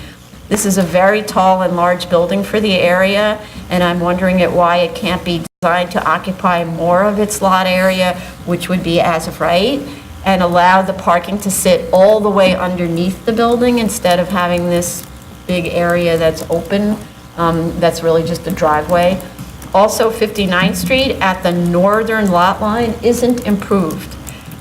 I'm wondering whether they're intending to improve this dead-ended section of 59th to allow a drive-through. That's the way it's designed, is to have a drive-through with like a drop-off. And so I'm wondering why they're doing that. If there are only 19 parking spaces, why a drop-off? And what would be the transportation or, say, impacts on the residents on the narrow 50-foot wide 59th Street, which is actually a very narrow street, residential street. And fire department would need to look at it to see if it has an adequate turnaround space, because it's already a dead end, which is not being created by this project, but they would extend the dead end further down. Now that implicates fire department. How do they turn their truck around at the end of that dead end? So, but I don't understand why you would extend 59th Street on that side. The neighborhood character study, because for one, what it would do is eliminate an opportunity for planting closer to 59th. And probably 59th it's kind of potentially growing there, even though it doesn't really look like much is happening. The neighborhood character study states that the site is heavily landscaped adjacent to the residences, but if there's a driveway, there's a driveway there, so there isn't any landscape, so it's not a true statement. So I wish they would have looked at the drawings before they made that statement. As to the minimum variance, the as-of-right project is 26 units, and the request is to nearly triple that amount to 66 units. While I understand that 66 units appears to meet the criteria for development costs to close a funding gap and for income to cover operation, other unit counts should also be studied, as they were in the other application that is our first version of this. There were at least 3 scenarios considered in that application. So as I say, we've reached out to HPD to review the proposal and the financials. The EAS, by the way, uses the entirely wrong as-of-right and proposed use group, so the studies need to be amended. There was no updated EAS submitted, as far as I can tell. No, there's EAS. What? Sensor for noise. and we got noise comments. No, I'm talking about the EAS. It's based on a completely different, incorrect project. We received a revised EAS that was sent to DEP. Wait, is it in our, It should be in the seeker folder. I didn't see a revised one. I saw an old one. All right, because the parking demand study is relying on the wrong use group. But we have. It was initially a use group 3 and it revised to be a use group 2, and they just submitted a revised objection sheet and a revised application form Okay, they just submitted it. today. Oh, Yeah. so I couldn't have seen it? No. Oh, They- then I'm not crazy, okay. They I couldn't did have a seen it. revised Okay, objection sheet all right. and an application form today. Yes. Okay, good. All right, and we do have LPC shadows sign off, which is different than a shadows sign off from Department of Parks. That's where there's a sensitive receptor that is a landmark. Okay. So then, just want to, I don't know how many of you have been to the site. This property abuts a very large cemetery on one side, and the 59th Street is actually through the cemetery, which will kind of then turns around. No, that's not So- 59th Street. No, That's, no, that's not 59th Street. The cemetery has their own parallel road. it's, the map 59th Street is the same one that is used by cemetery to enter. Now, if you look at how the property line and the map 59th Street are, and the location of the cemetery's road, the cemetery's road is running on cemetery property to the cemetery. Okay. So it's not open. You see there, yeah, kind of, it's hard to see on the tax map, but if you,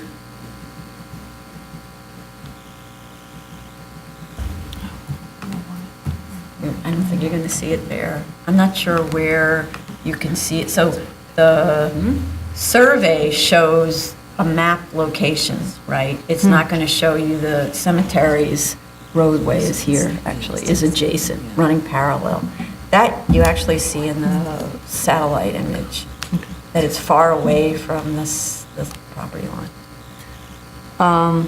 Just in terms of the HPD requirements, my last leg at HPD was in their architecture unit, and I was the author of the design guidelines that was put together. And one of the criteria of the design guideline was to make sure that there was not a misuse of functional spaces, and or that there were not that many functional spaces. So I was actually surprised to see that this space has so few functional spaces, given that it's a supportive housing.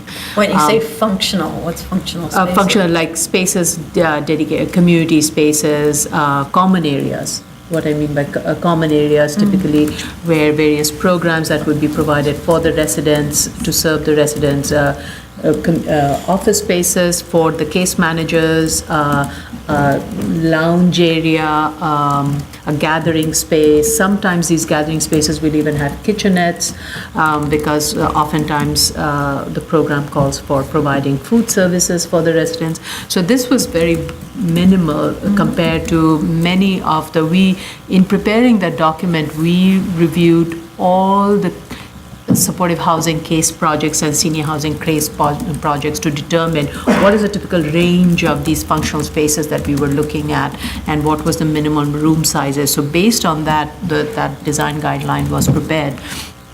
So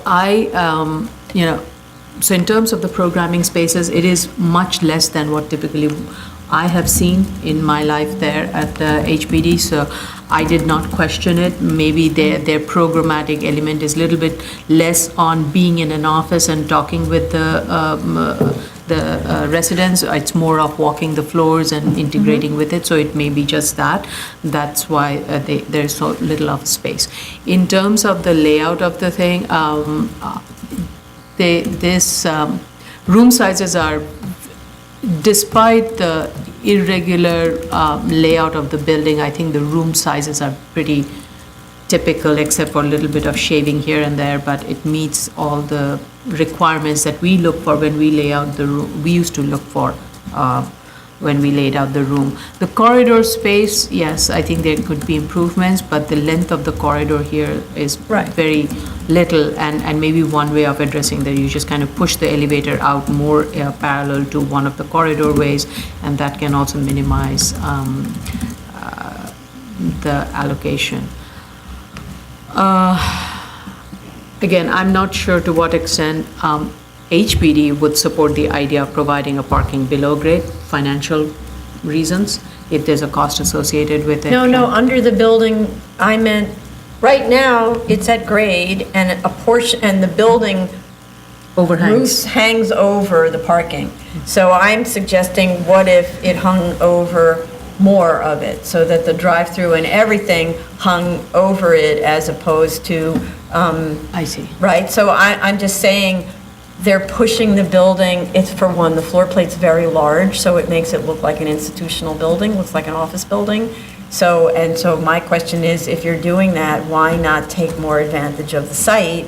Then it lowers the height of the building, because the building is very tall for the neighborhood. I thought the portion of the building does overhang onto the It park. does, but it doesn't overhang on the drive-through. Right, if it did, then the amount of space that would be left would be, let's say if it did over the driveway, it only leaves about 8'6", then you cannot have legal lot line windows. So then this becomes a blank wall with corridor space that's going to serve apartments. But I'm not saying, I'm So- saying you need to look at a design that's using more of the lot, because what they're doing is they have a very large lot where they're creating, it's not really a tower condition, because I'd have to say if it was a more tower-like, giving you more like tower in a park kind of concept, then you could justify it. You could say, look, there's so much greenery around here, it's a skinnier floor plate and so on, but they're not. They're creating this sort of office park type of building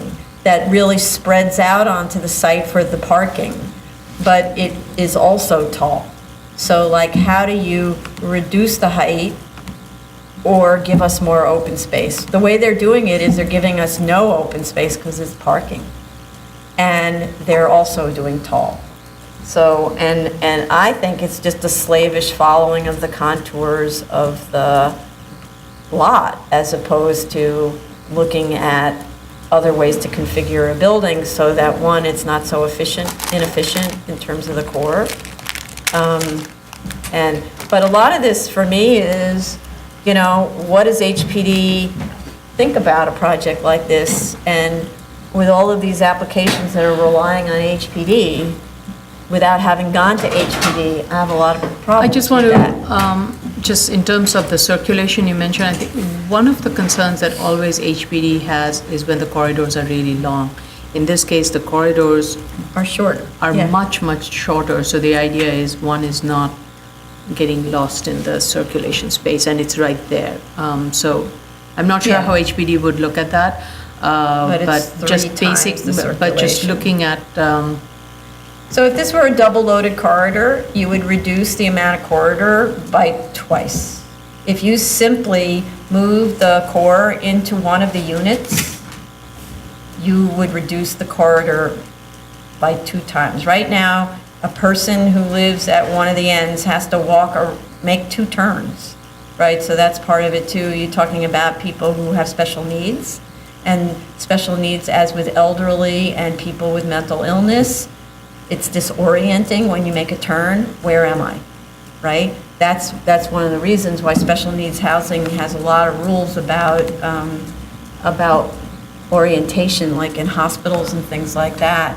It's very serious what the corridors do, what the colors are, so you know where you are, all that kind of stuff. So I don't want to design the building for them. That's not what we do, but these are the questions I'm posing. And I'm also, of course, curious what HPD has to say, because if they won't fund it, then we have a HUD failure again, and I don't want any part of it. I think the low-income housing tax credit is a competitive one. It is. So that one, nobody can speak to, even HPD staff can't speak to. However, the supportive housing loan program, definitely the supportive housing unit should be able to give us a detail of if they have reviewed it based on their initial review, where they are, and do they support it? I think 66 unit seems pretty reasonable as a number, because the supportive housing loan program, it starts with minimum of 50 units as a starting point. So the term sheet, I think, starts with minimum of 50 units, I think, unless it has changed. So 66 it's just a very minor increase compared to what we have typically have pushed for in supportive housing. Right. So this is information they should have told us, because what they're just doing is they're saying, we can only have 26 units, and now we want to go all the way to 66, and they don't explain how they went from 26 to 60. It's 40 additional units, right? And they don't say, for instance, the only way we can fund this project is through the supportive unit program, and the only way supportive will fund is if it's more than 50 units. And when we look at 50 units, the math doesn't work, right? They don't do any of that. They're expecting us to just say, oh, it looks like a nice project, way to go, right? They need to support their argument. It's supposed to be a minimum variance necessary. No matter what, this is a variance that has findings, right? And even if we've extended deference to include low-income housing, and I'm thrilled at the idea that low-income housing gets built like this, and in this case, very low income, 30% of median average. And it's formerly homeless population, seniors, so this is a very needed housing population. And one of the problems with the borough of Queens is, unlike some of the other boroughs, New York City does not have that many city-owned land in the borough of Queens. So trying to provide supportive housing and such kind of affordable housing on city-owned land is very few. So there is a greater dependency on private partnership into in developing these sites. Cool. Okay. Did Commissioner Otley Brown have comments? Oh, yes, sorry.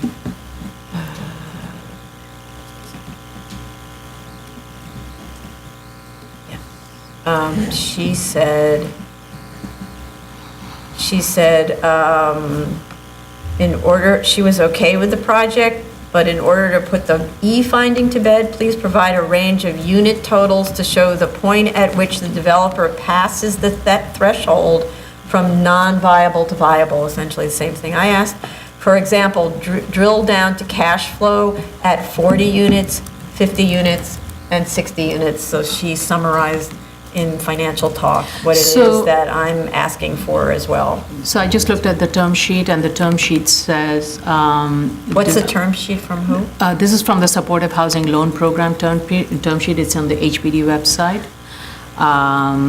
And it says a 50-unit minimum is preferred. That's... Okay, so this is for them to do, not for us to research? I just kind of, I guess it was in the back of my mind, so I just assumed. But I don't Excuse think me. it says minimum units. Excuse me, Madam Chair? Yeah, So if this is the loan that they wish to proceed with, This is at one least of the if we're going to funding see sources. alternatives, they should start with the minimal. yeah, right, the 40, 50, and 60, Well, if therefore, 50 if that's what 50 I... is the minimal, Yes, then that should be the starting baseline. correct, right. And they should do a bit more to support that as well, the 50s while I take the Commissioner Champa's statement. I'd like to see some support for that, because I didn't see anything. Right, so they need to submit this, so They it shouldn't come need to from give us us, a complete right? Yeah, package. because they're supposed to be making the argument, right? Not, Yeah, yeah. again, completely trust Yeah, yeah. Commissioner Champa's. My only comment is the FEMA map. It's not locating where the site is, so they just need to add that. I know there is a drop pin on the FEMA map that they do with putting the address on the website, but it says this disclaimer about this location doesn't indicate any property, so they just need to circle that and say site location. We have a lot of problem with people putting the location on the FEMA map, the firms. I don't know why. Because they usually go, when they go to the FEMA website, they put the site Yeah, in yeah, like an address box, and then when you push enter, it takes you to the map itself, and there's a drop pin, it's like a red pen. right, And people like understand automatically that this is the site location. right. But if they don't read the legend. The Yeah. key in the legend, it says some sort of disclaimer language that indicate that even this is not a property. We do not guarantee that this is even And a by the way, property. they're called pens. You can take a pen, mark your site, and circle it, and photocopy it, and send it to us. So I And don't simply think, add a piece of circle and say Yeah, site yeah, location. okay. It's I don't it's very think the straightforward. printed, they should do the keys. No, the point is that all the maps that are submitted to us should always show the site, whether it's a firm or a zoning map or anything. We shouldn't have to hunt for it. We often are asked to hunt for it. So then I end up doing my own independent research because I don't have time to hunt for it on their maps. So, okay. Okay, also note that we should have some neighbors in opposition. Yeah, we may have, testimony. Okay, yeah. That's one of the reasons we have hearings. Okay. Anybody else? Any other comments? Okay, this concludes the public hearing for March 20, I'm sorry, the public review session for March 25th, 2019. That was a long